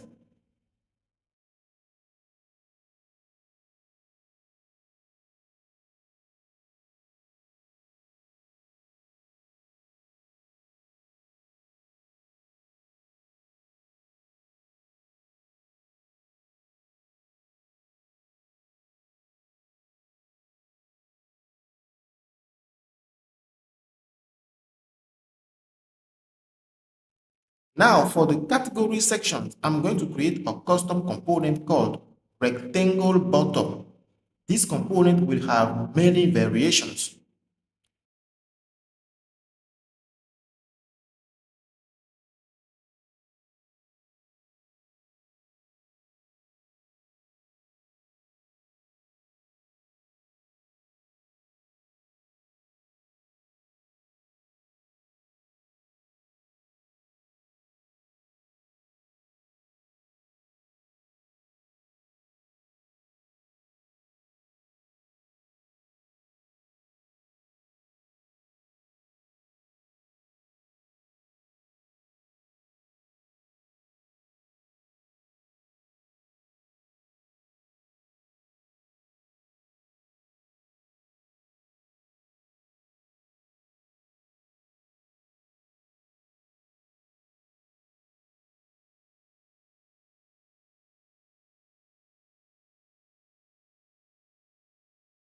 So copy the bottom component content from the UI folder, then paste it into the new custom component and edit the component name.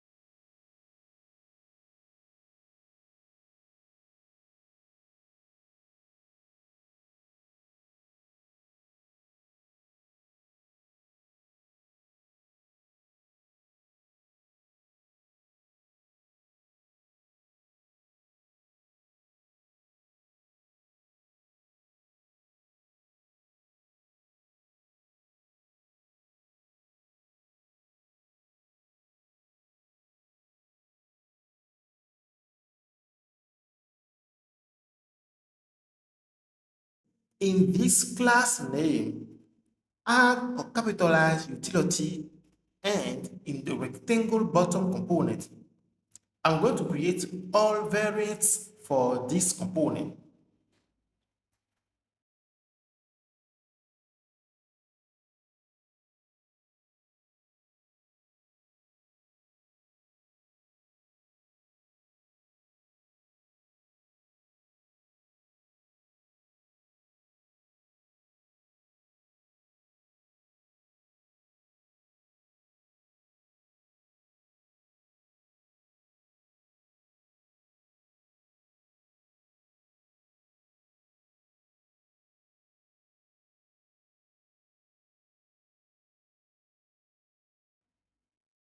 So delete the existing variants except for the default variant and then add another prop like icon.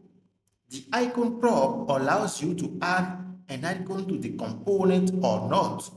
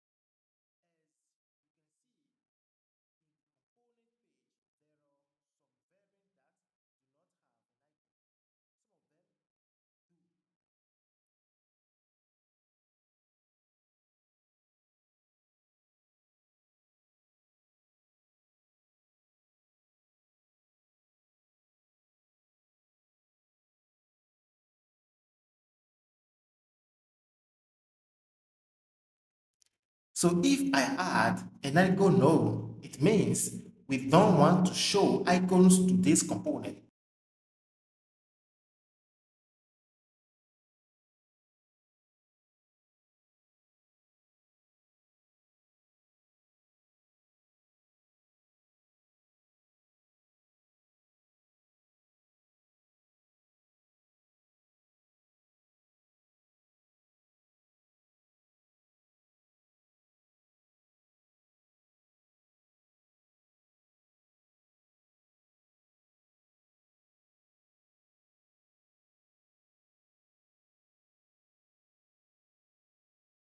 Also going to set height 48 pixel and width 156 pixel.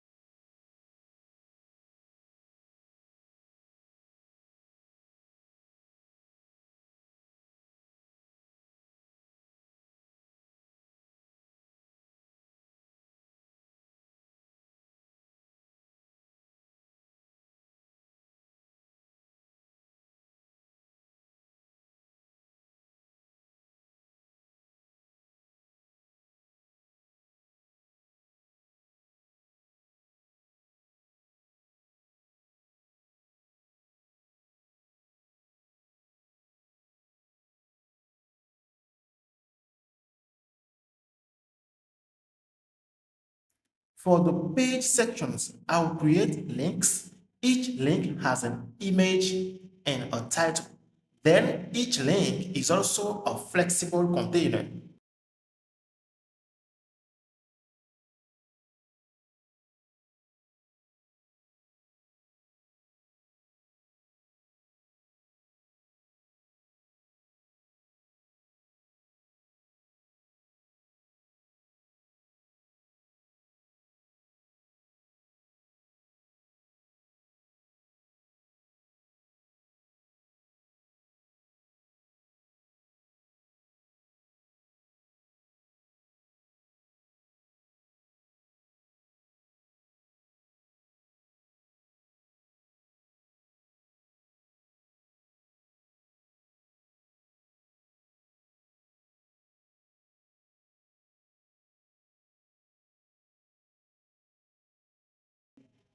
You can export the image to SVG format and use it in your project.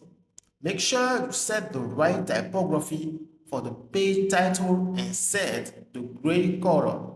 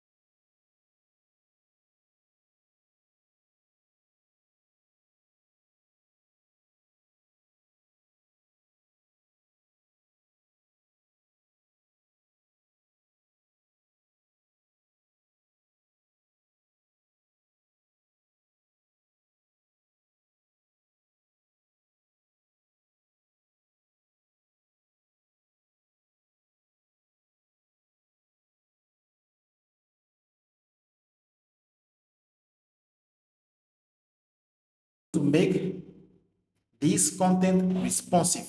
For mobile devices, the menu component is hidden, and for larger devices, it should be displayed. We need to create a sidebar menu to display categories and pages for mobile devices. So let's create this component.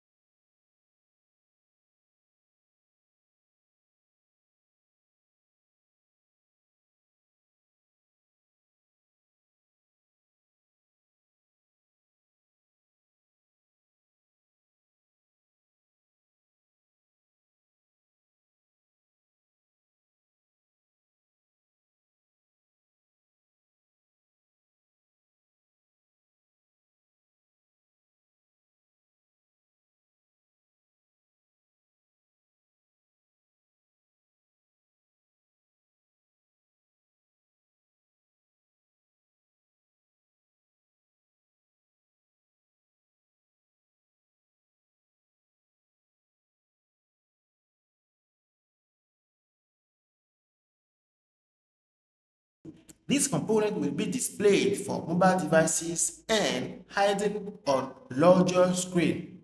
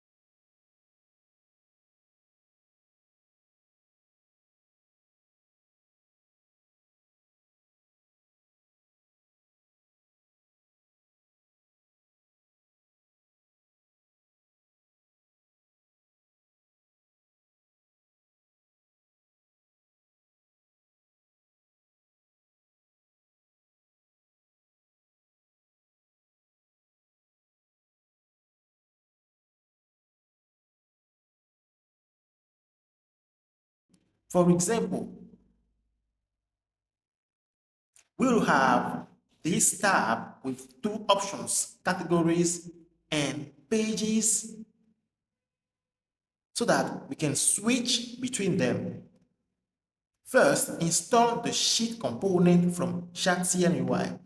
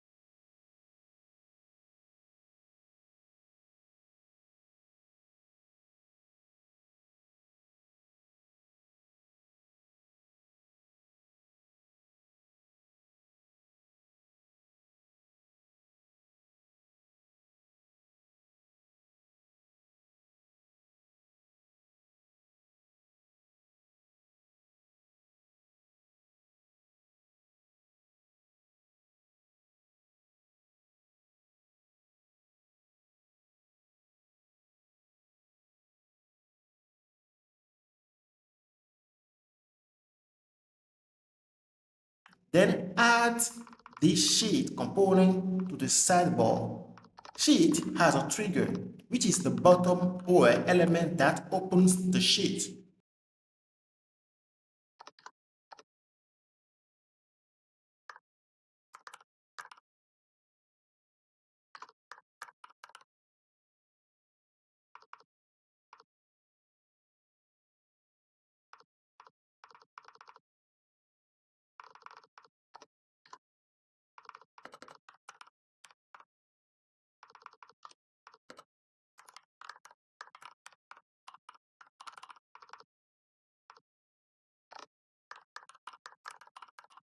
And a sheet content that represents the sliding panel itself.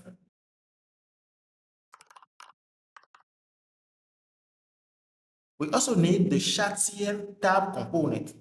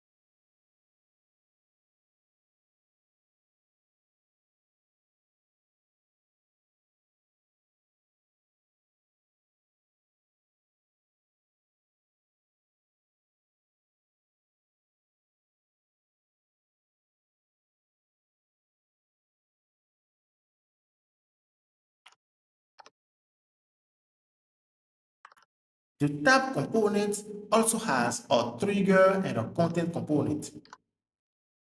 The tab's trigger is a button that toggles the content.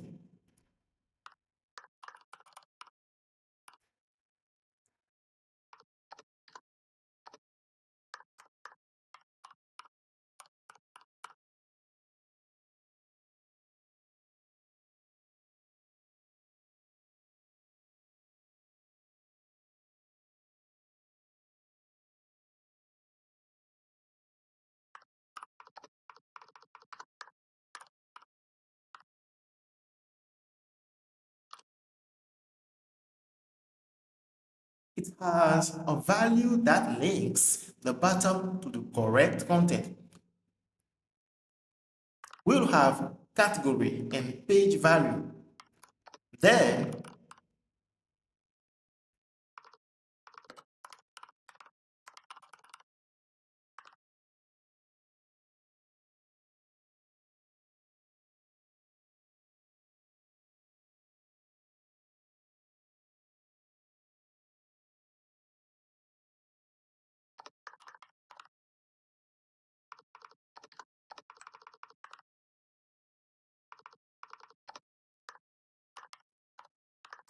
now we are going to create content for each tab. For category, I'll create a flexible div element inside a span element.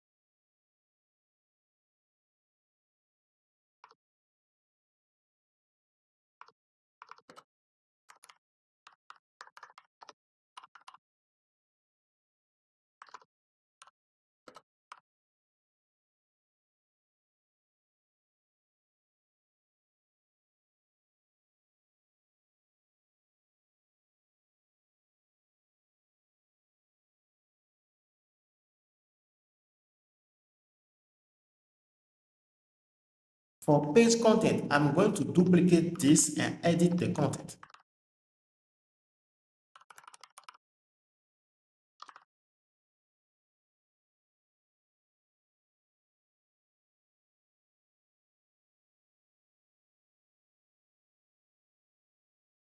Now, create another sheet component, this one for subcategories. I mean, when we select a category that has a subcategory list, this sheet should appear and the first sheet should disappear. So let's get started. I'm going to create a trigger and content for this sheet. The content should display a button and a list of subcategory items.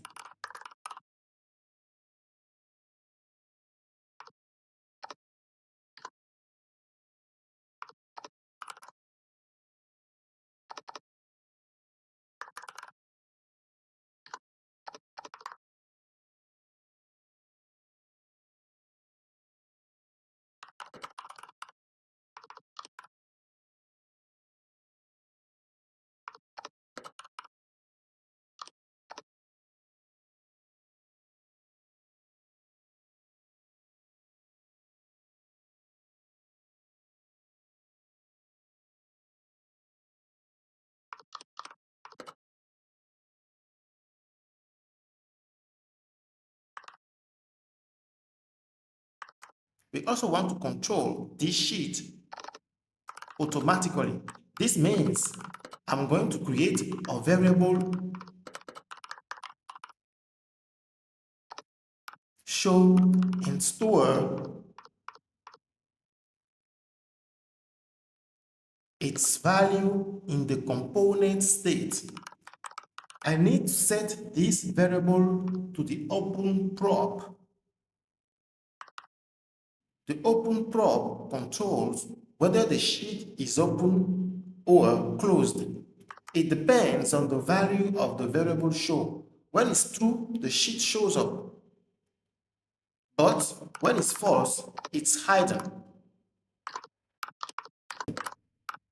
Now, we are going to control this sheet from the first sheet. The set show, which is the state updater function, I'm going to add this function to this category arrow right icon on category content. This means that when we click on the category arrow icon, it will update the value of show to either true or false.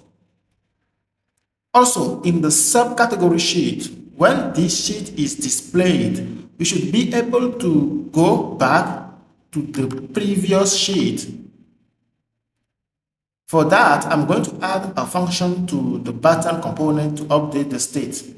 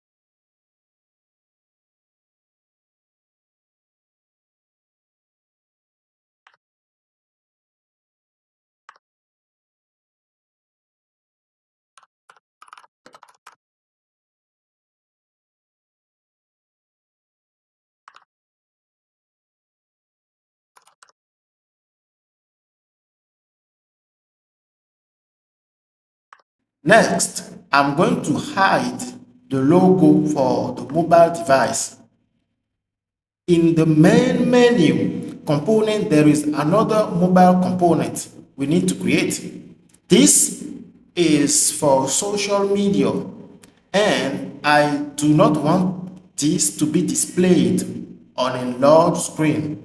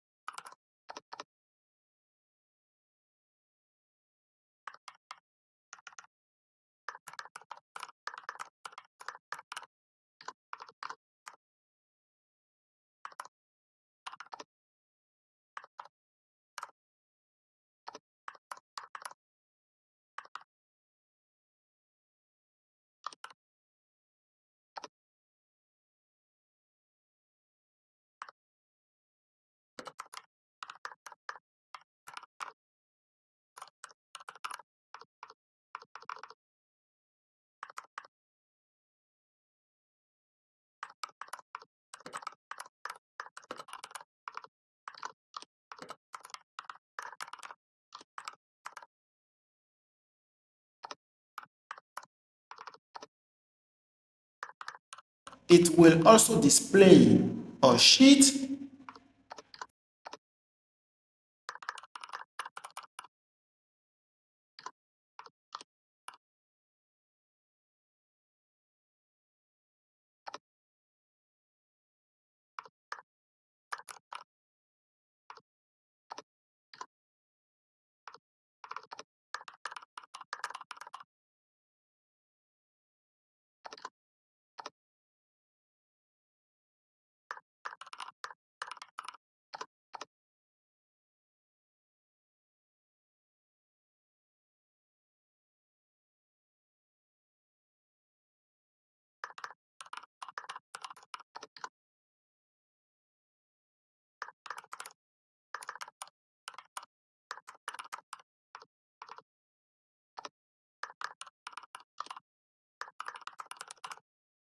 Then in the content section, I will add the language currency we have created and also the social icons component.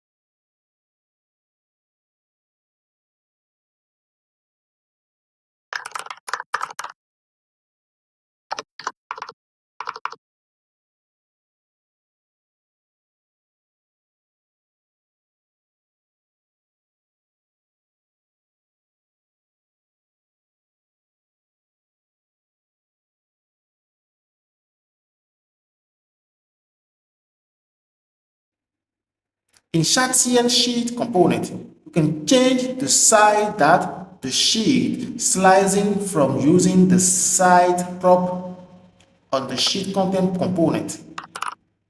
The available options are left, right, top, and bottom. I'll set it to bottom.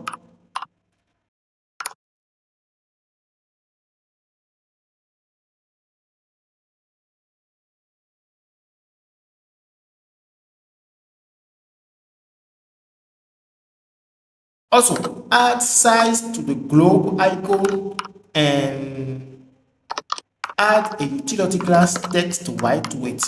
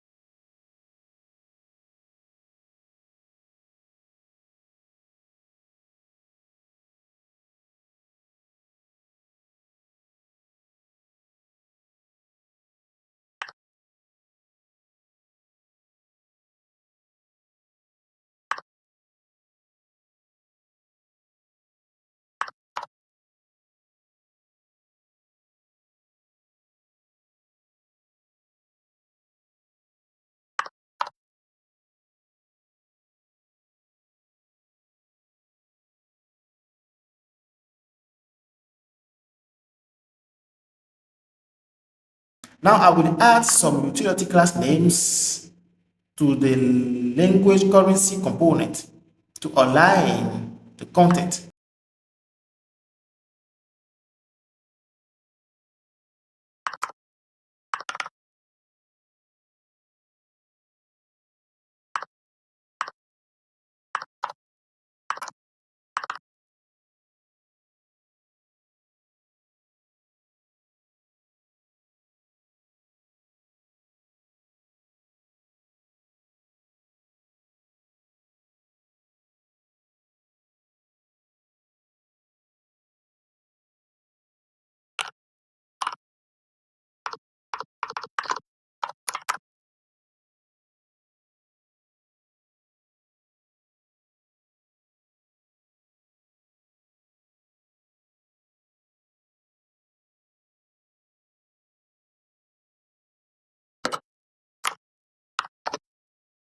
I will make the sheet header element flexible.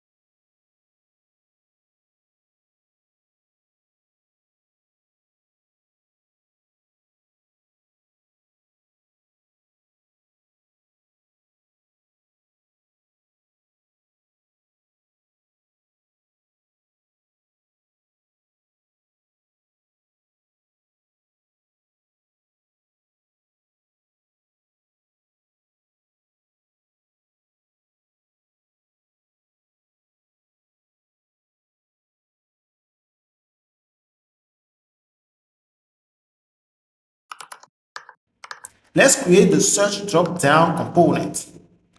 In the search input component, add a div element with height 6, 10 pixel and full viewport width.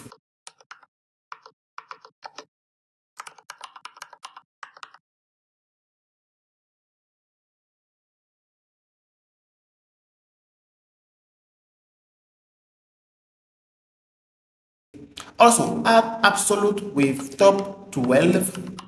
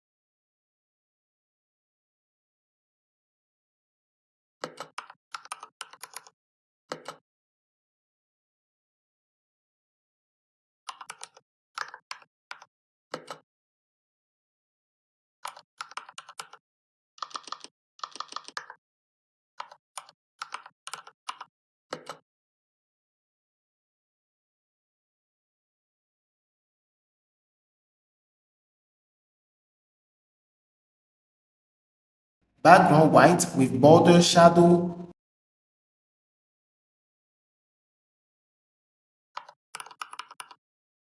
Overflow auto background filter.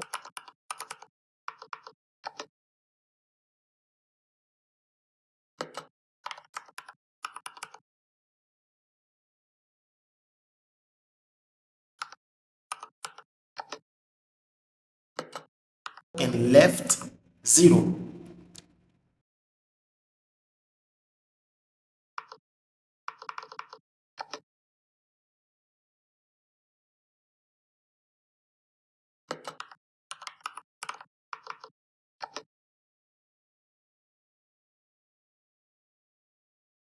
Inside, I'll create the called result component, which will contain an image, another div to wrap content for this code.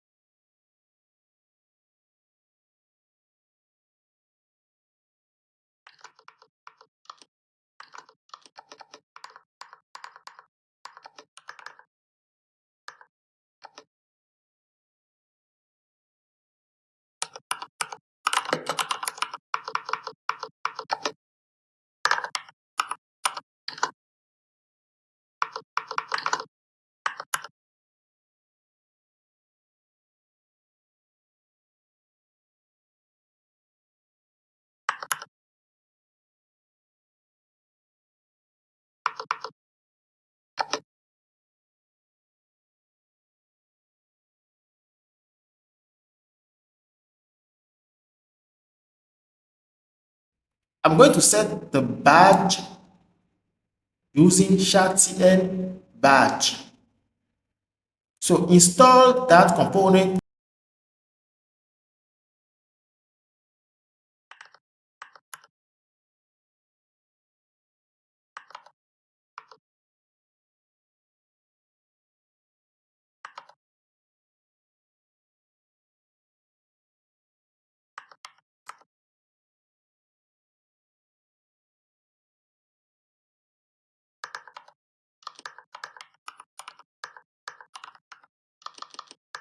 Then copy its content.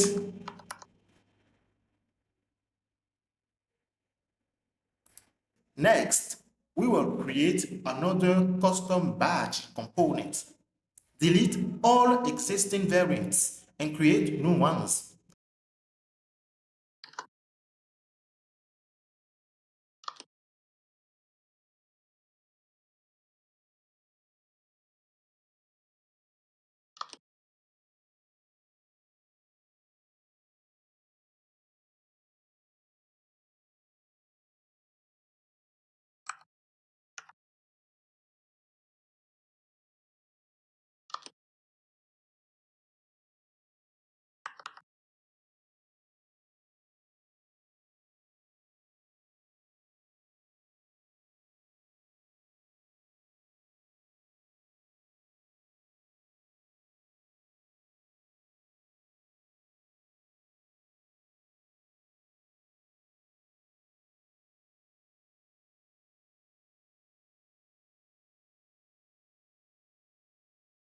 In the Figma Design Components page, as you can see here, we have different badge variants.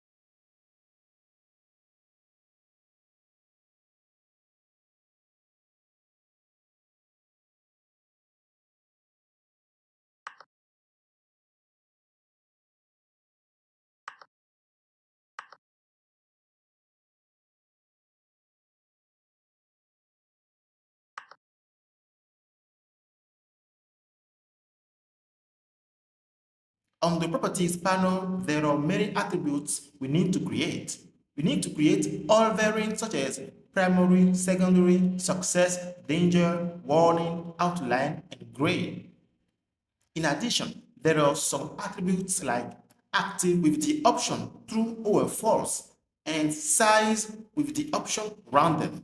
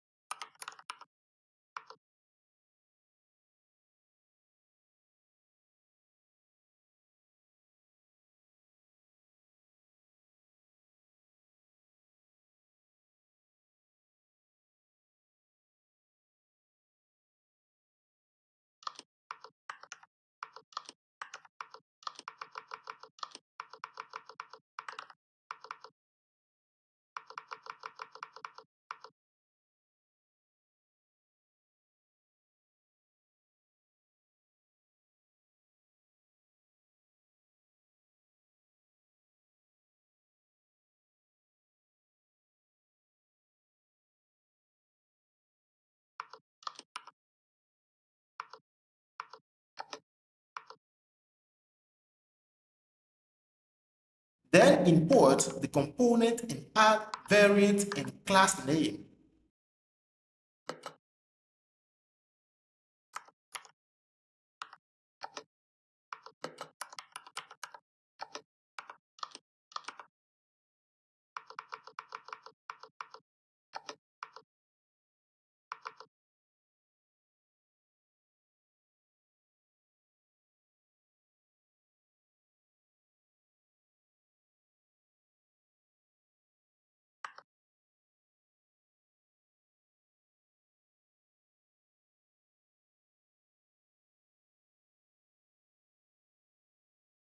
Now, from the batch component, I'll add some default utility class names like inline flex, item center,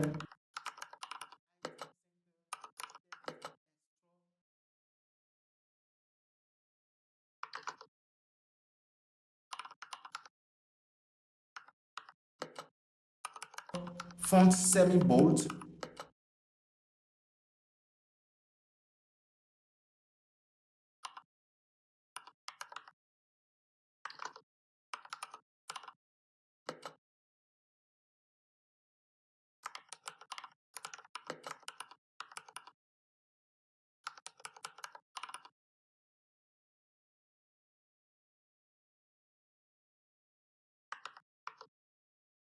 I'll also add some class depending on which variant is selected. For the warning component, add a background of warning 500 and a border with the same shade. Also, add a background color on hover.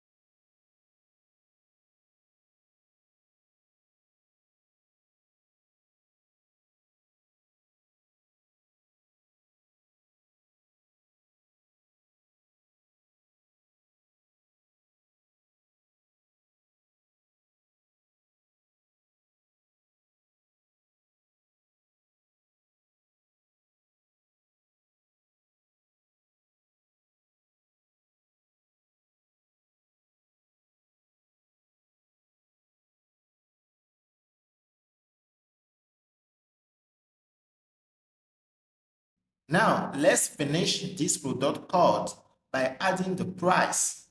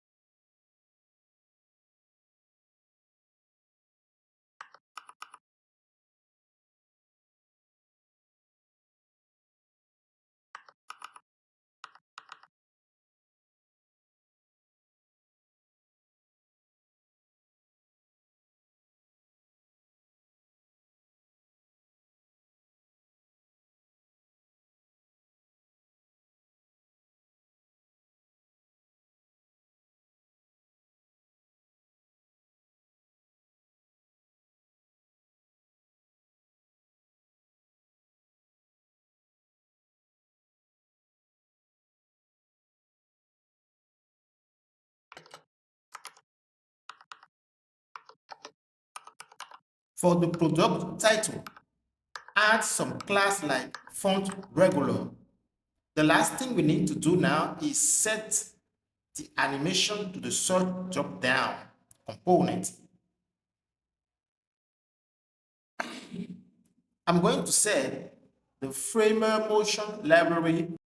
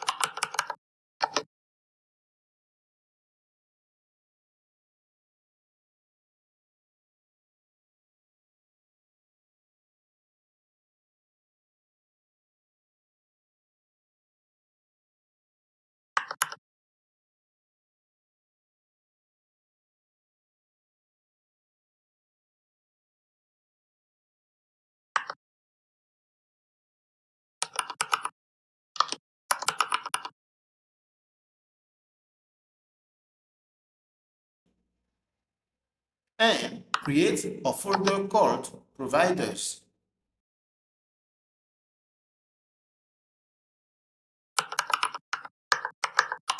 Create a file config for framer motion.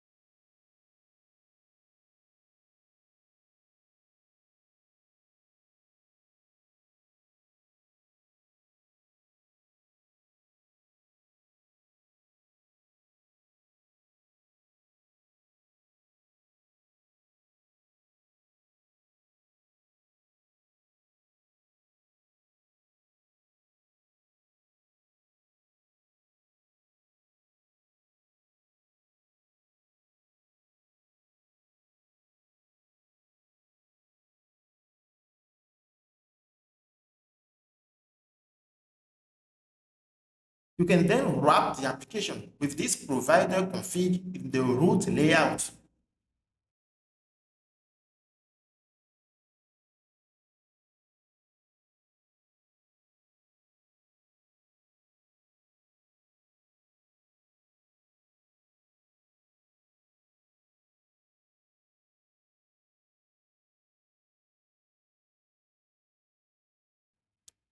Then set the animation to the search input dropdown by importing the motion from Framer Motion.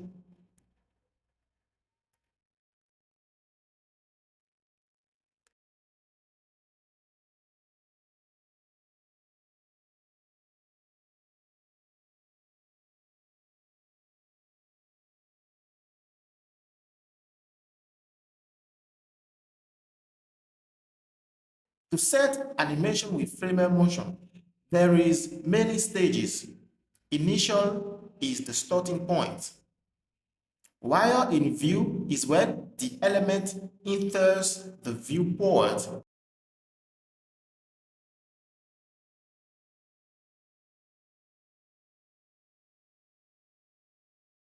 And exit is where it leaves.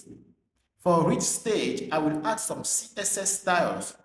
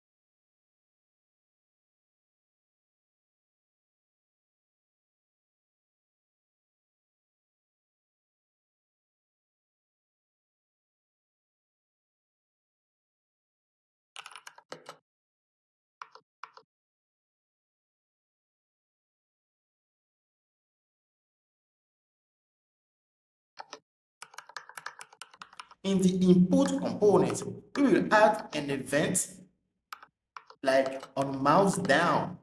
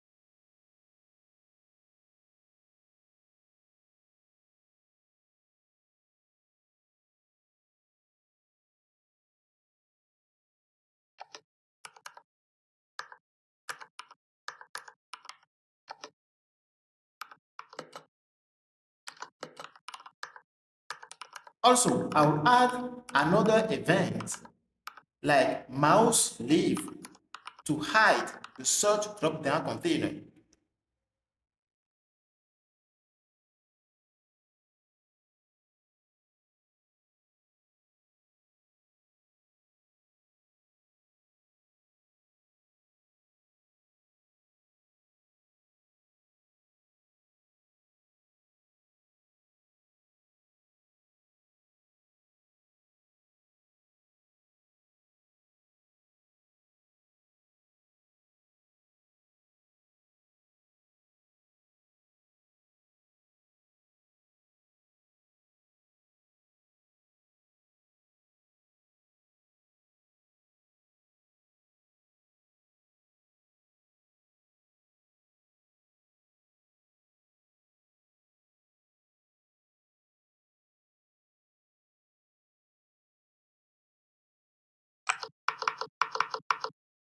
The mouse leave event should be inside the search drop-down content instead.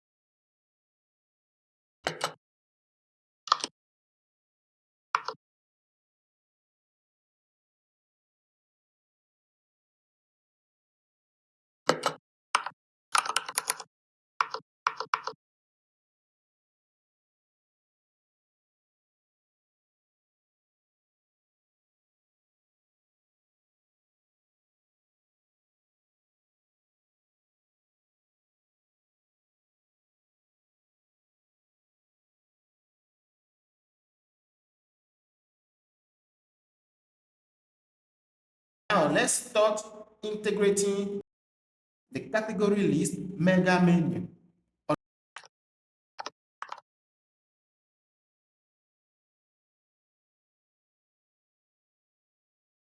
On category section, in menus, component, create a category list component.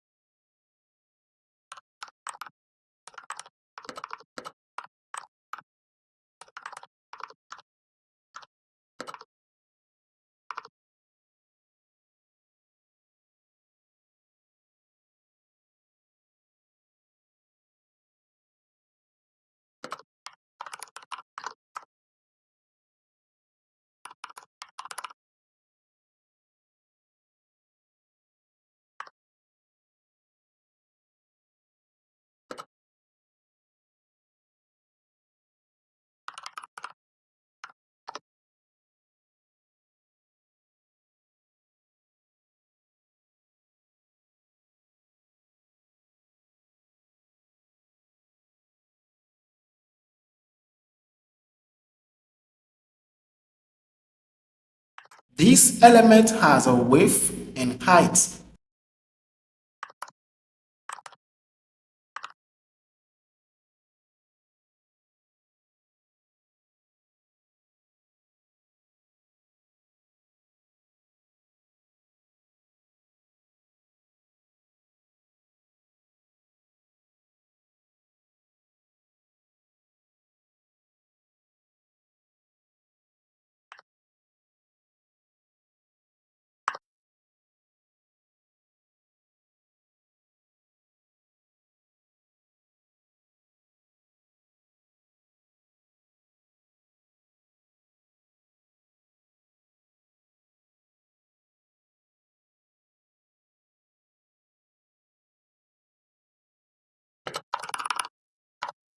There is a border bottom style for the menu component.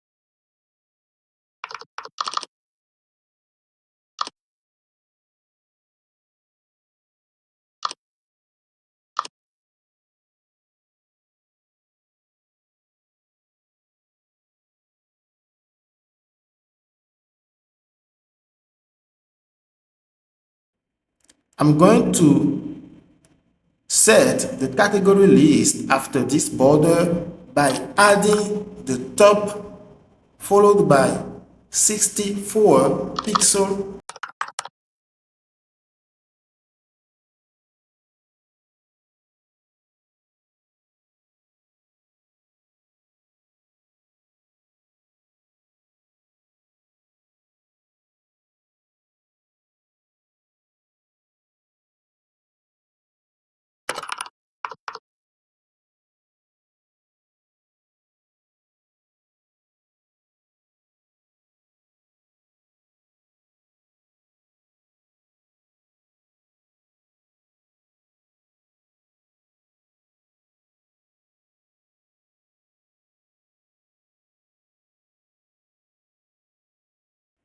Now let's create a list of items. Each item has a category and an icon.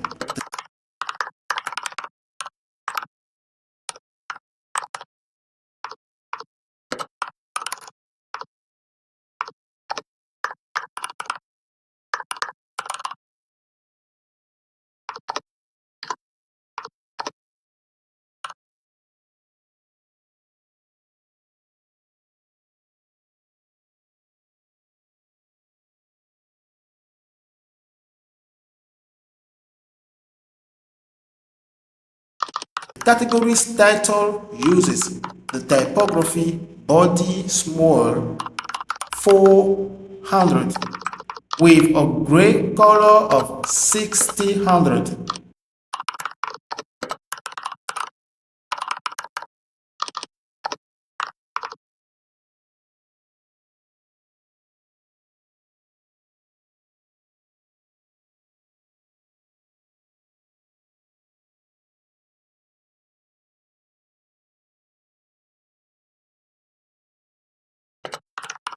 The icon size is 16 pixels.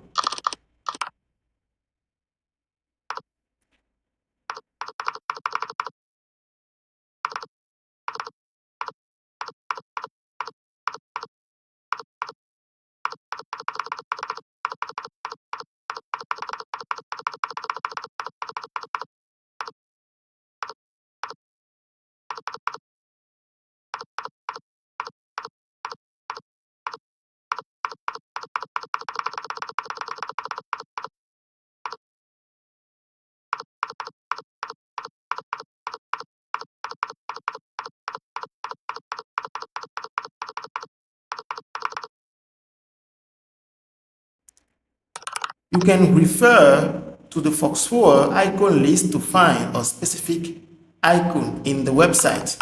I'm going now to make the parent element flexible and align its child. Also, add a padding of 16 pixels. Now I can duplicate this and create more list items.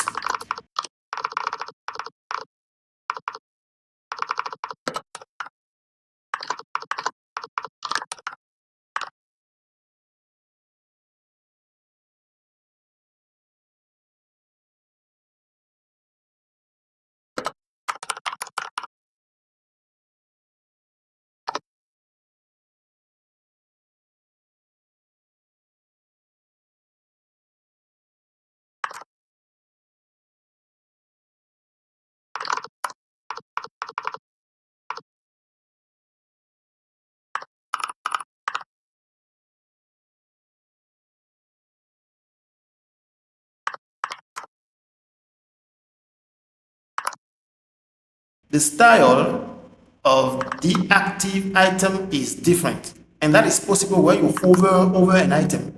I will use the group utility class and the group hover utility class to implement this action. When I hover the parent item, I will use group hover in the child element.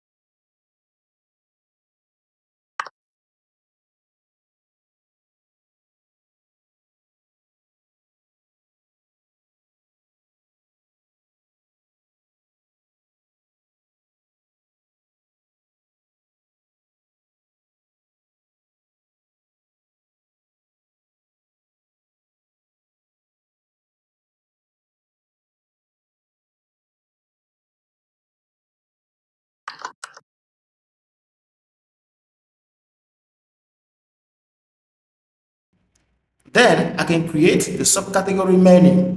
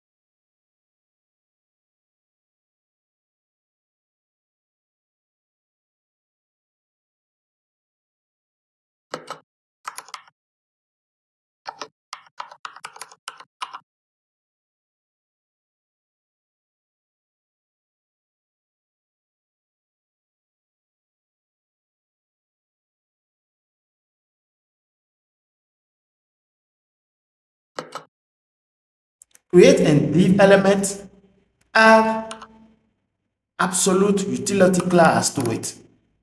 Also add height full and width 868 pixel for ultra low screen.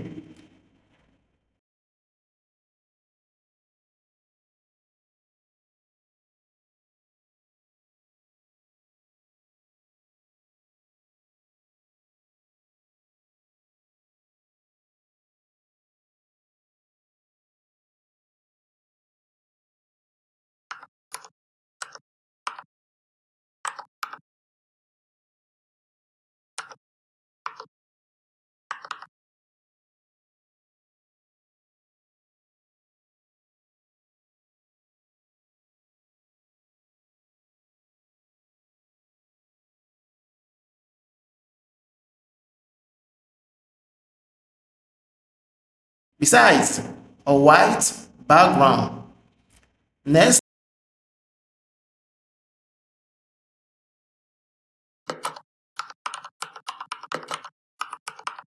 I'm going to add a border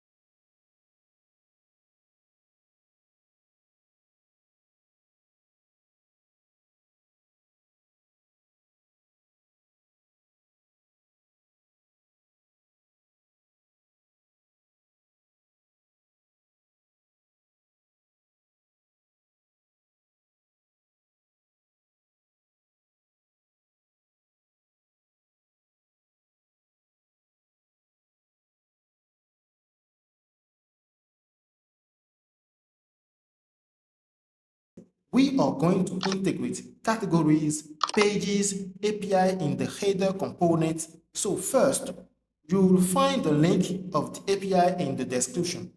Then here you have all API for this project. There is public, protected, and admin API. For public API, you do not need anything, but for protected API, you need an auth token. And for admin API, you need an authorized token.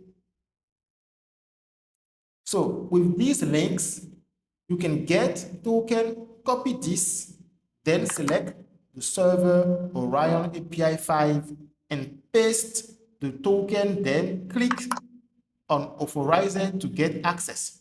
After that, you can test API that you want. For example, there are product API, brand API, categories API, and so on. For products API, to use this one, click on try it out to start testing, then add parameters if you want, and click on execute to run the test. Then you will get a response. The response you get has a schema that allows you to identify which attributes you have. For example, we have message attributes, status, success, and data attributes. Then you can manipulate data to retrieve informations.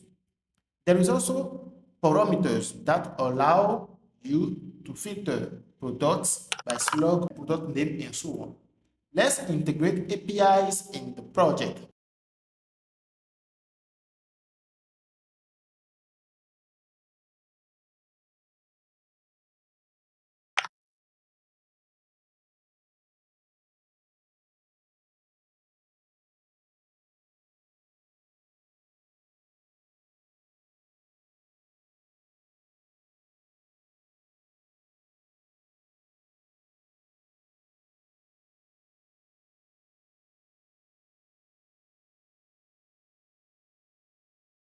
I just need to add this utility class.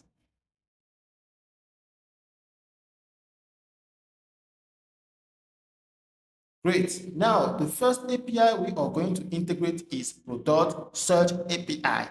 But first, let's handle the handle search function.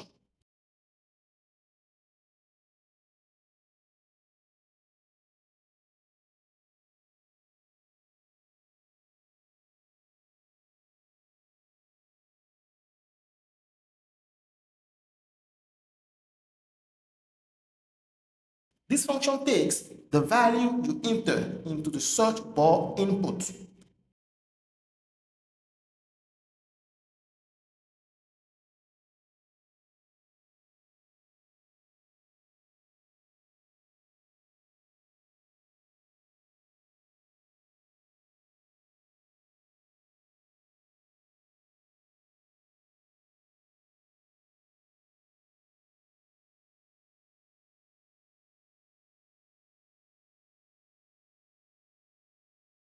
This is async function, so we are going to use await. When calling an API, await makes sure you get the response before moving on the next line of code. So to get API, I'm going to use Axios. Axios is a popular JavaScript library for making HTTP requests. The get HTTP method takes the URL endpoint and some options where you can pass things like headers, query, params, and some configuration. Then I need to install Axios, by the way.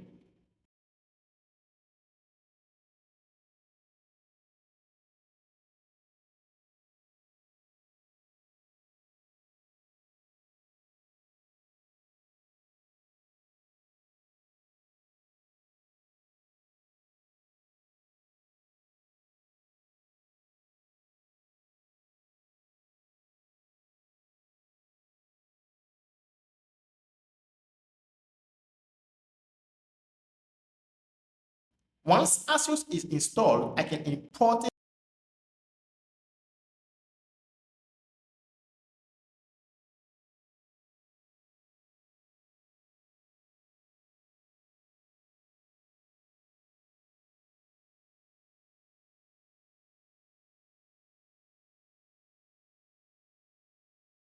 and then I'm going to use then method to handle the result and store this in a state variable called data. Since we are going to use TypeScript, we need to set type for this data.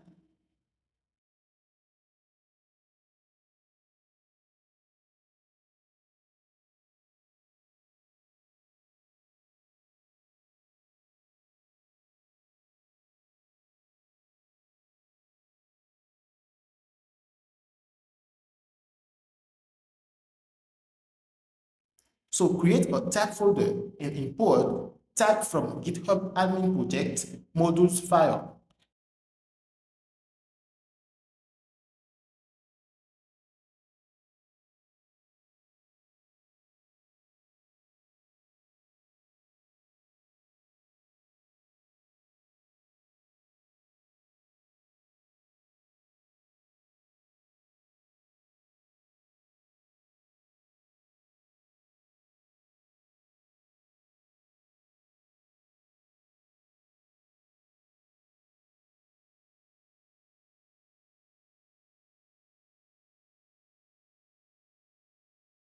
Now to get data structure, check the API response schema.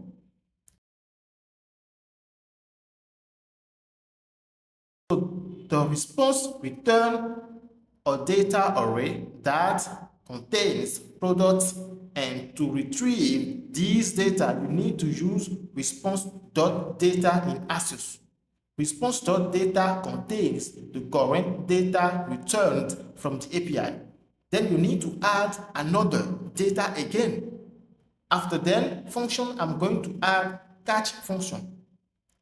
After then, function, I'm going to add another function called catch. Catch method is used to handle errors when a request fails.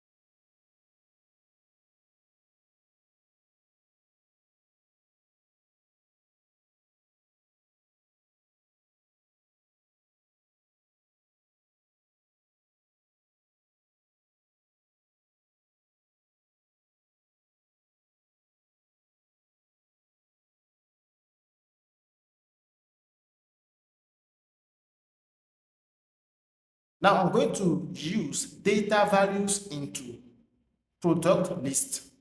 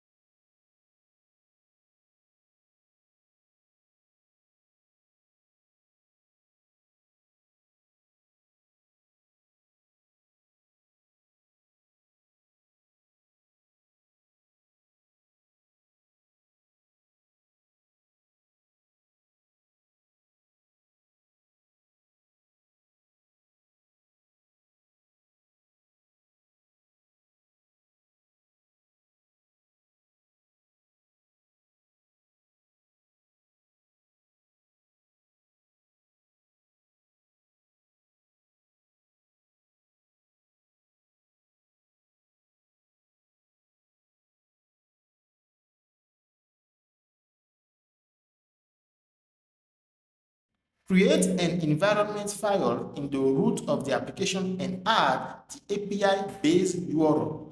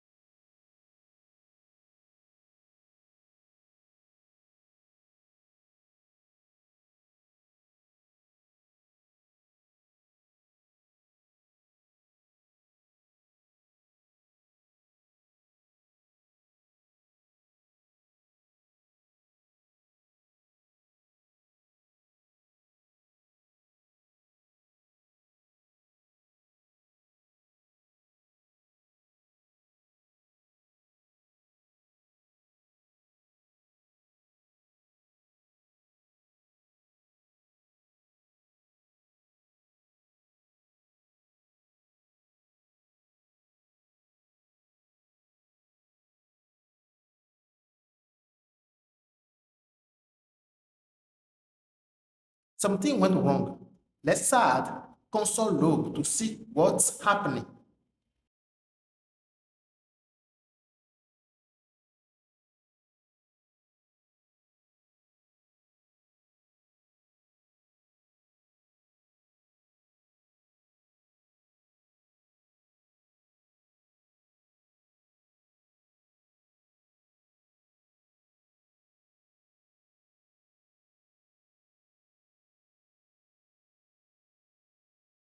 Great, we actually need to set image Cloudinary host configuration to Next.js.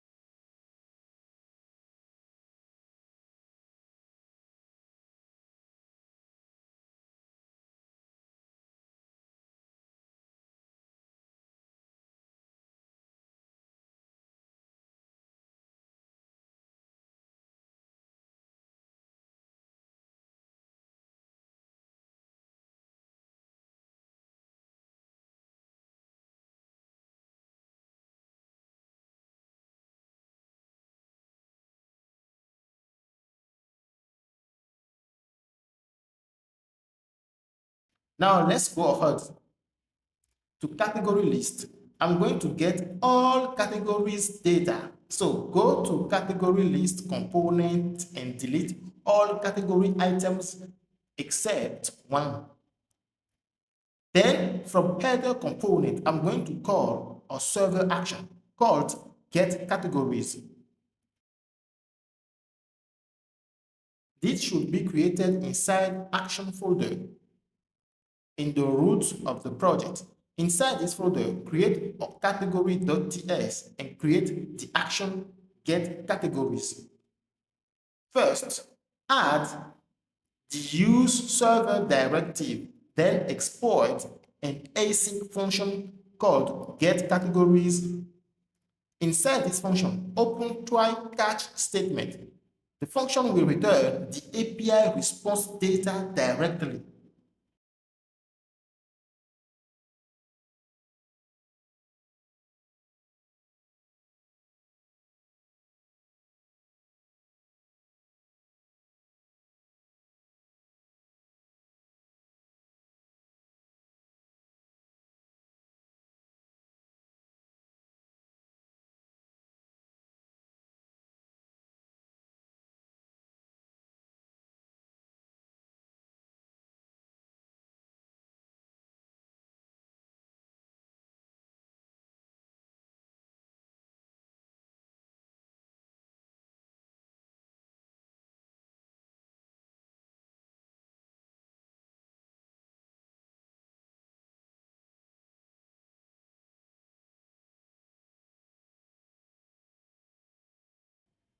and paste it as prop to client components like menus, category list. Then we can use this data to display list of categories.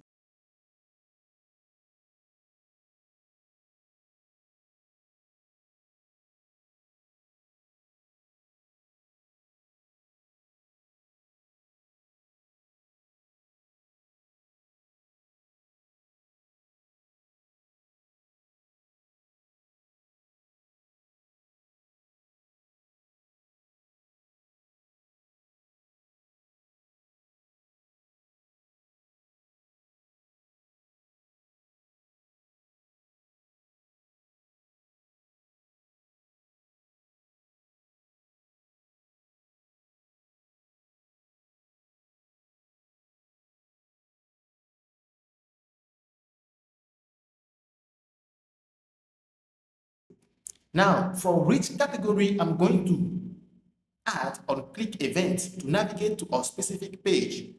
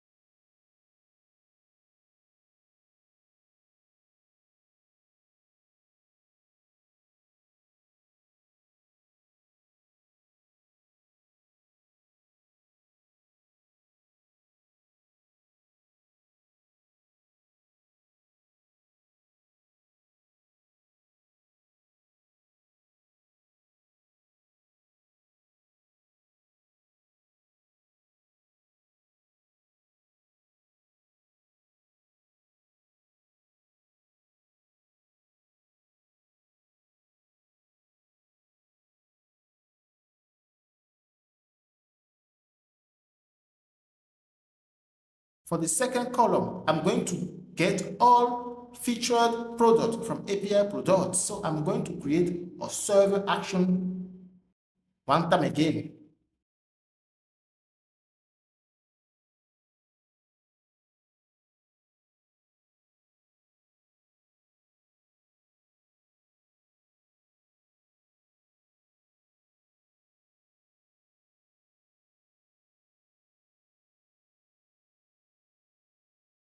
So I'm going to create a server action for product to get all product from API. So create a product.ts in actions folder and export the async function get products. Then we can import it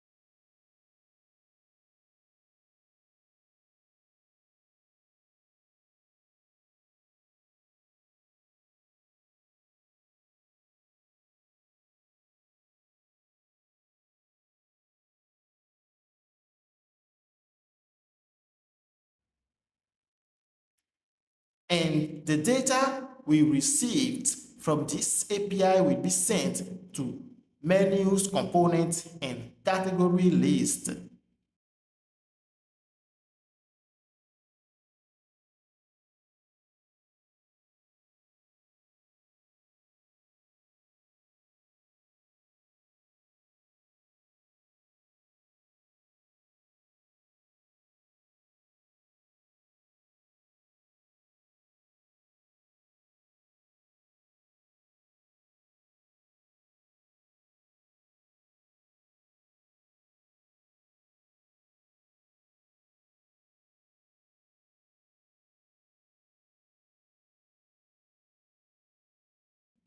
Now, we need to filter this data to get only featured products, but we got an error. Let's check the API endpoint.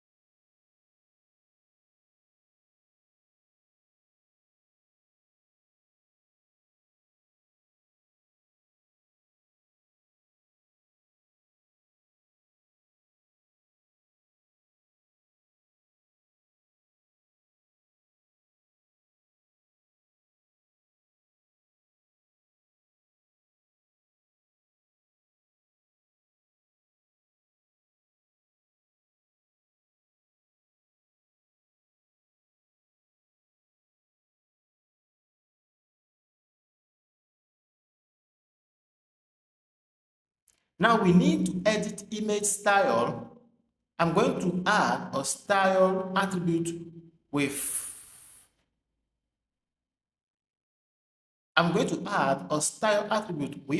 height 100%.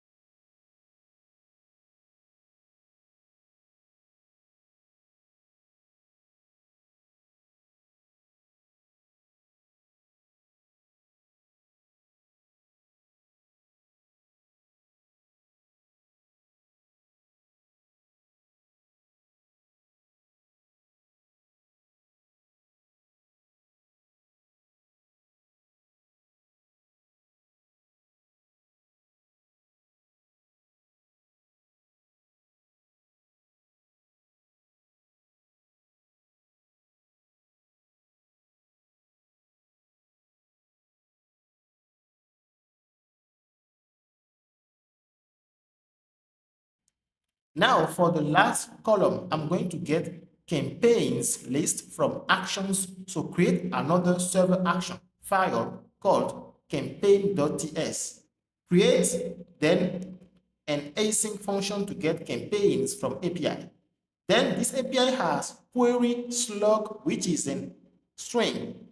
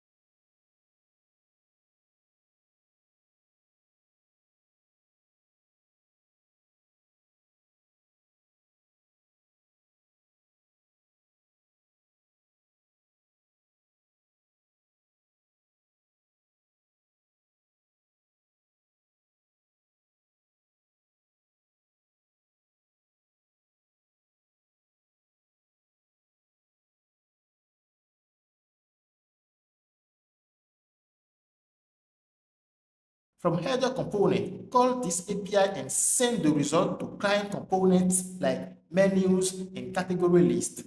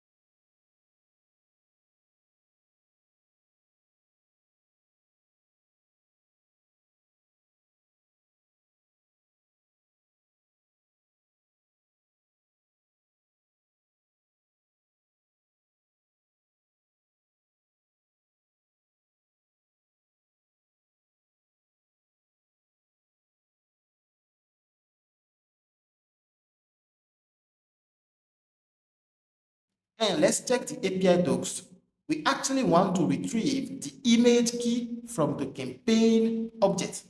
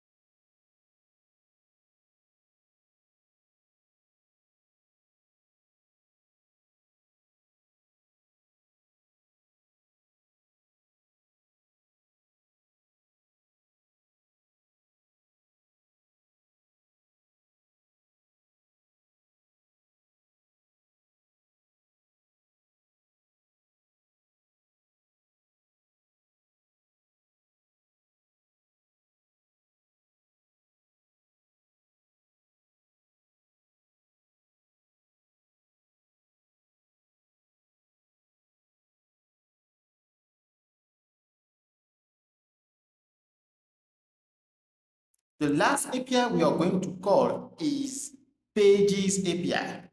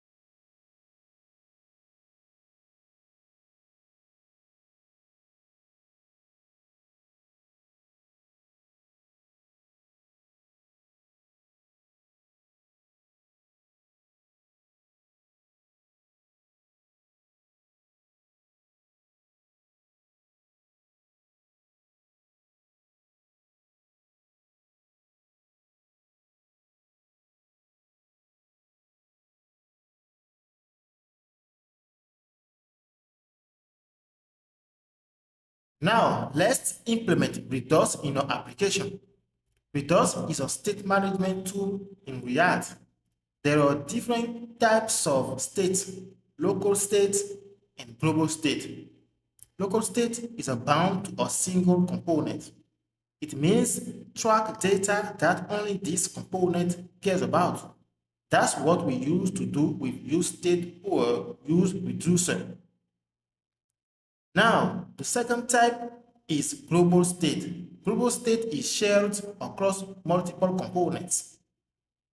Tracks data that different parts of the app need to access, like user authentication, theme settings, or notifications. And we use tools like Context API, Redux, Shadcn, and so on. Now, let's install the dependencies.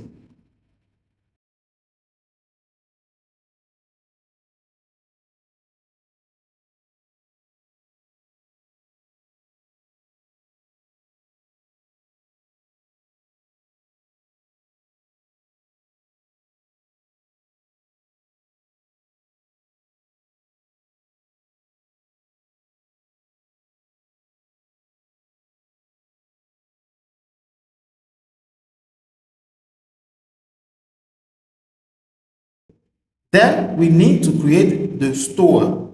Inside this folder, create an index.js.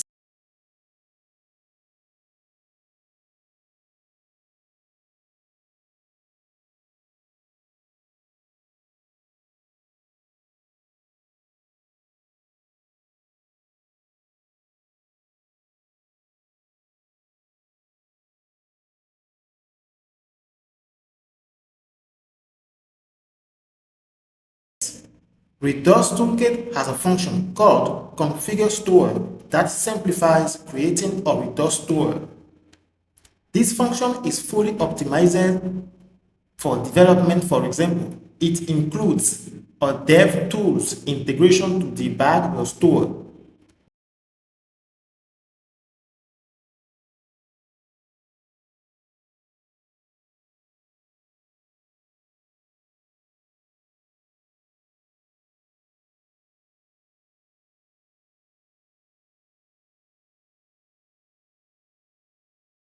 This function takes a reducer that represents the root reducer.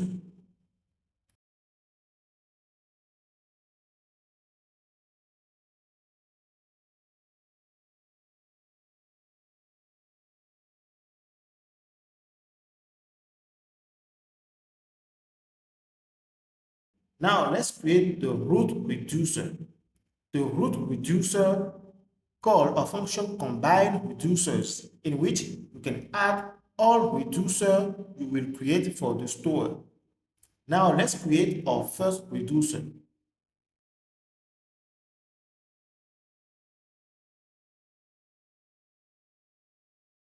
In the store folder, create a file called codeslice.ts. Codeslice.ts will take care of storing data regarding code. For example, every time we want to add a product to cart, this reducer will be called. In this file, create the slice constant using the function create_slice.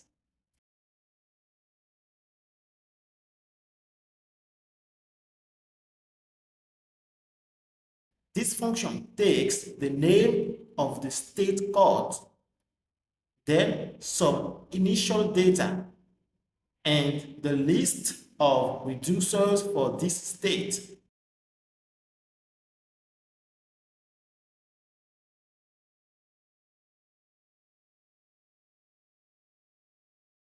Now we need to initialize the initial data for this state. So create a constant initial state with type called state. This is an object that takes a list of properties. It can be arrays, string, number, and so on. In this case, I add a property called items that represent products added to cart. Then add type for this initial state. We already created this type in previous video, so you just need to copy from GitHub project.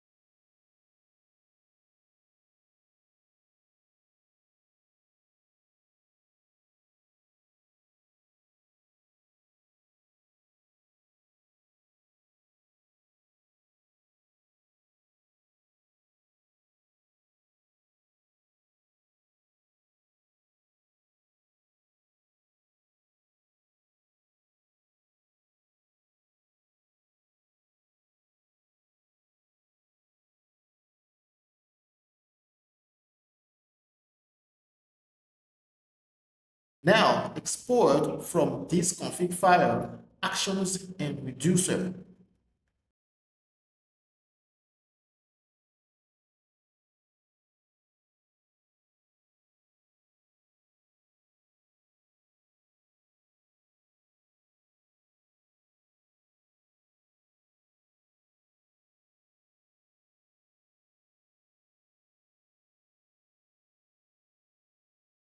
And in index file, add your code reducer we just created in combine reducers.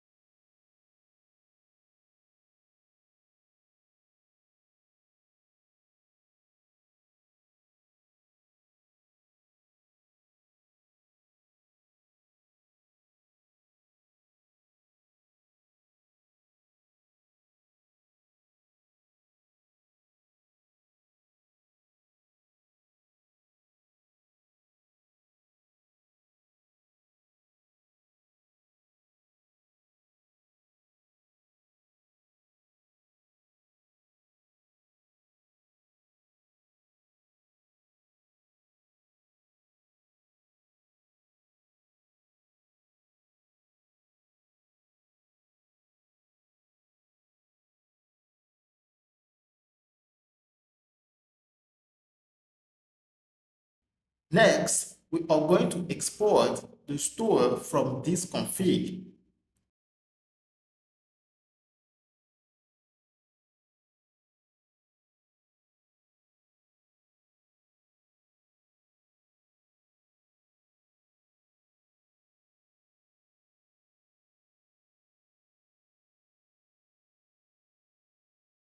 Before we use this store, we need to wrap the store to the app. So in providers folder, create a provider file for the store.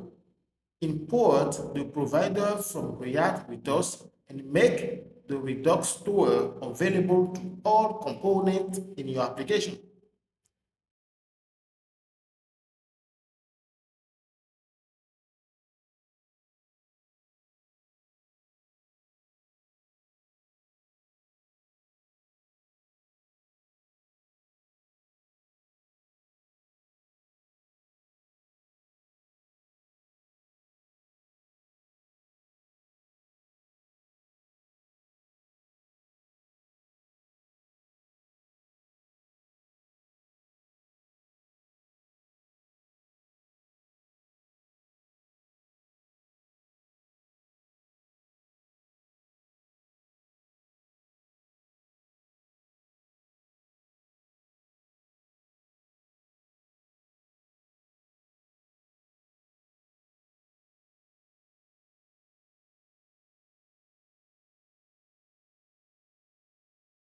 Add the state provider to the root provider.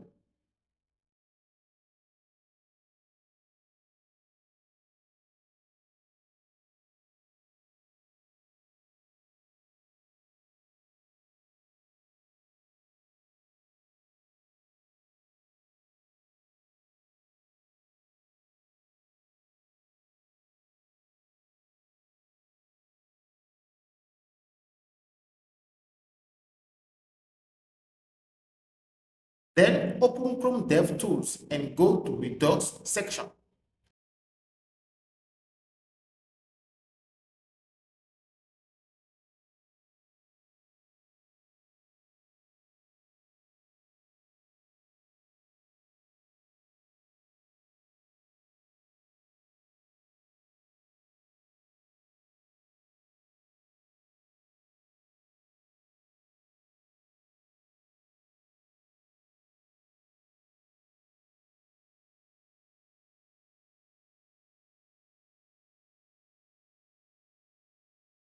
There you can see our cart state with the cart items property, which is empty by default.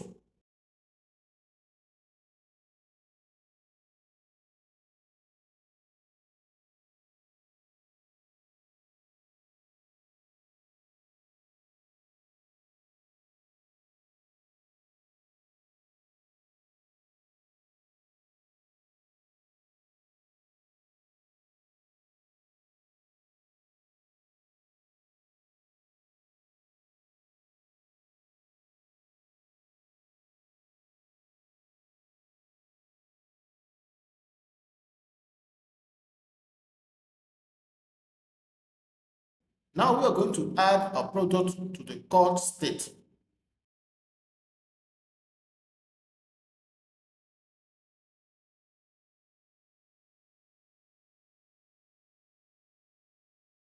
So I add on-click event to push the product from the campaign to the store when a user click on it.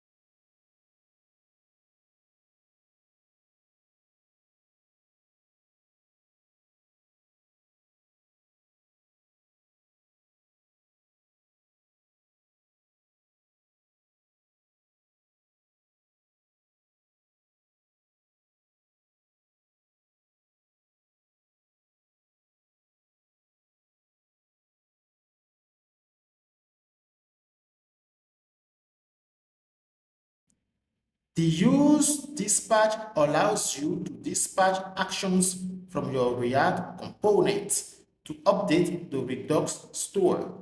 Remember, the code state has a reducer function and actions. So here, we are going to use an action to store a product to code state, but we need to create first this action.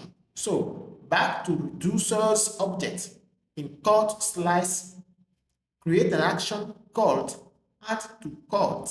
It takes the current state and an action that has data. So when user called this action, it will call the code items property and append the data.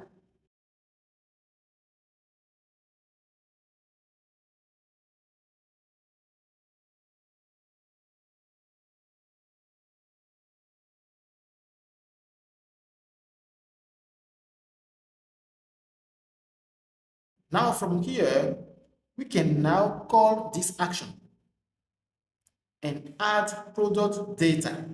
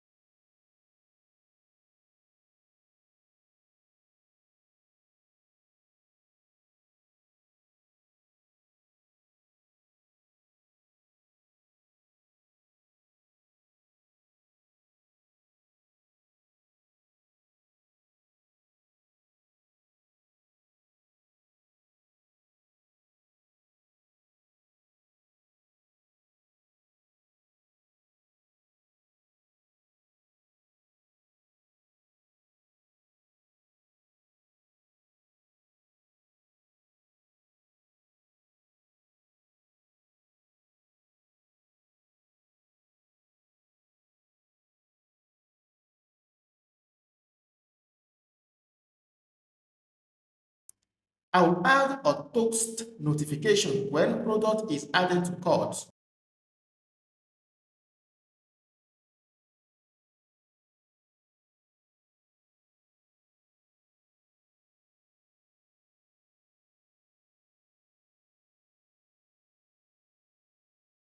Once toast is installed and set, we can click on product campaign to see what happened.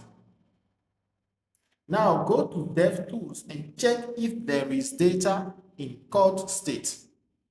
Here, there is a bug. When I click on campaign, it navigates to another page, so I should add a link component instead.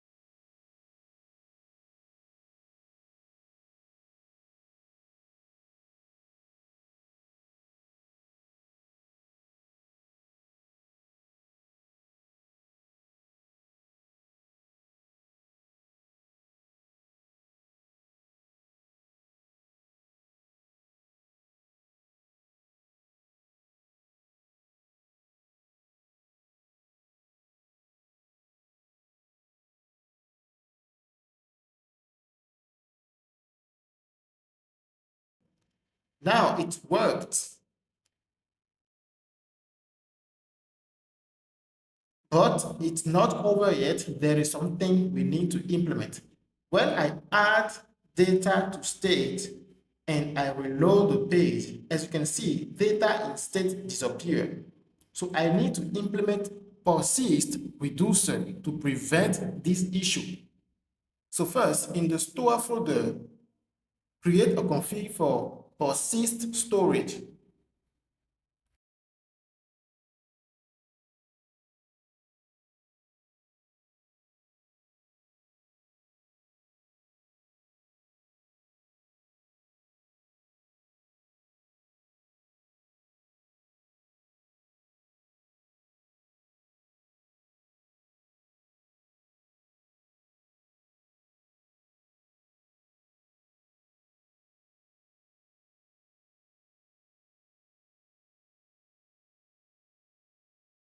We are going to use local storage of Google Chrome to store data.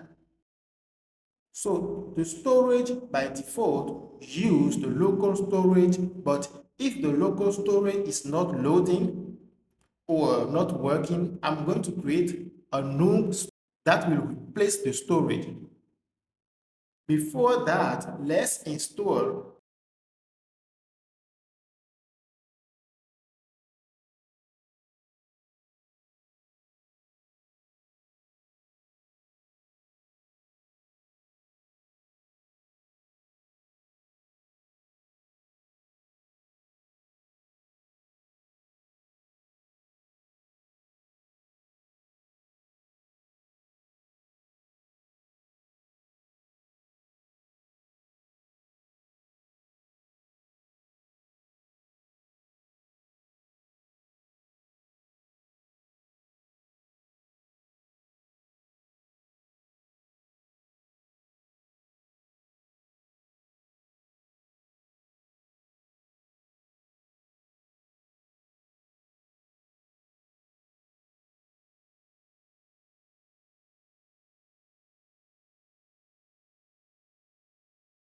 also install type for this and create a global type.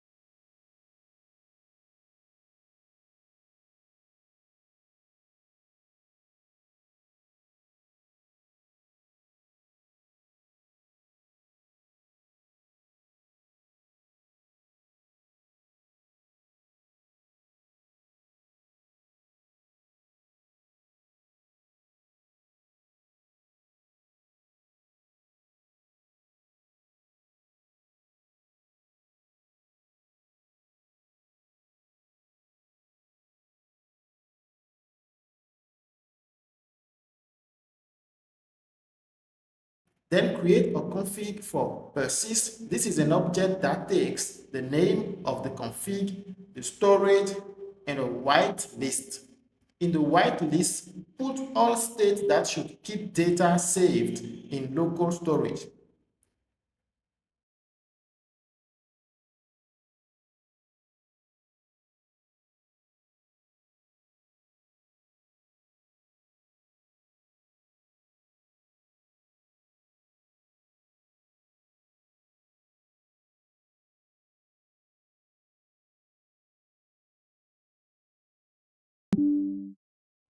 Create a persist reducer that replaces the root reducer in configure store.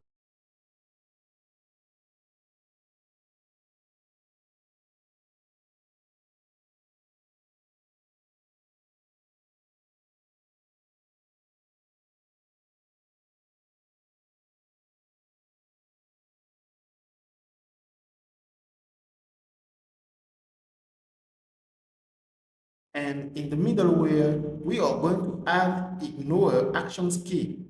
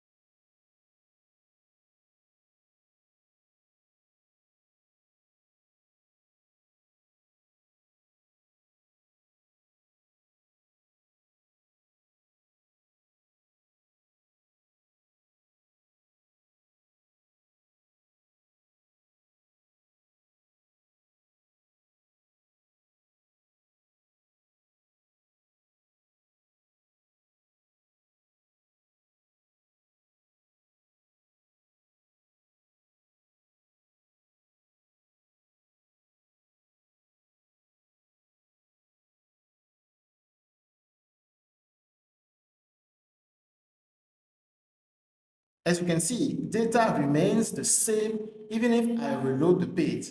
That's great.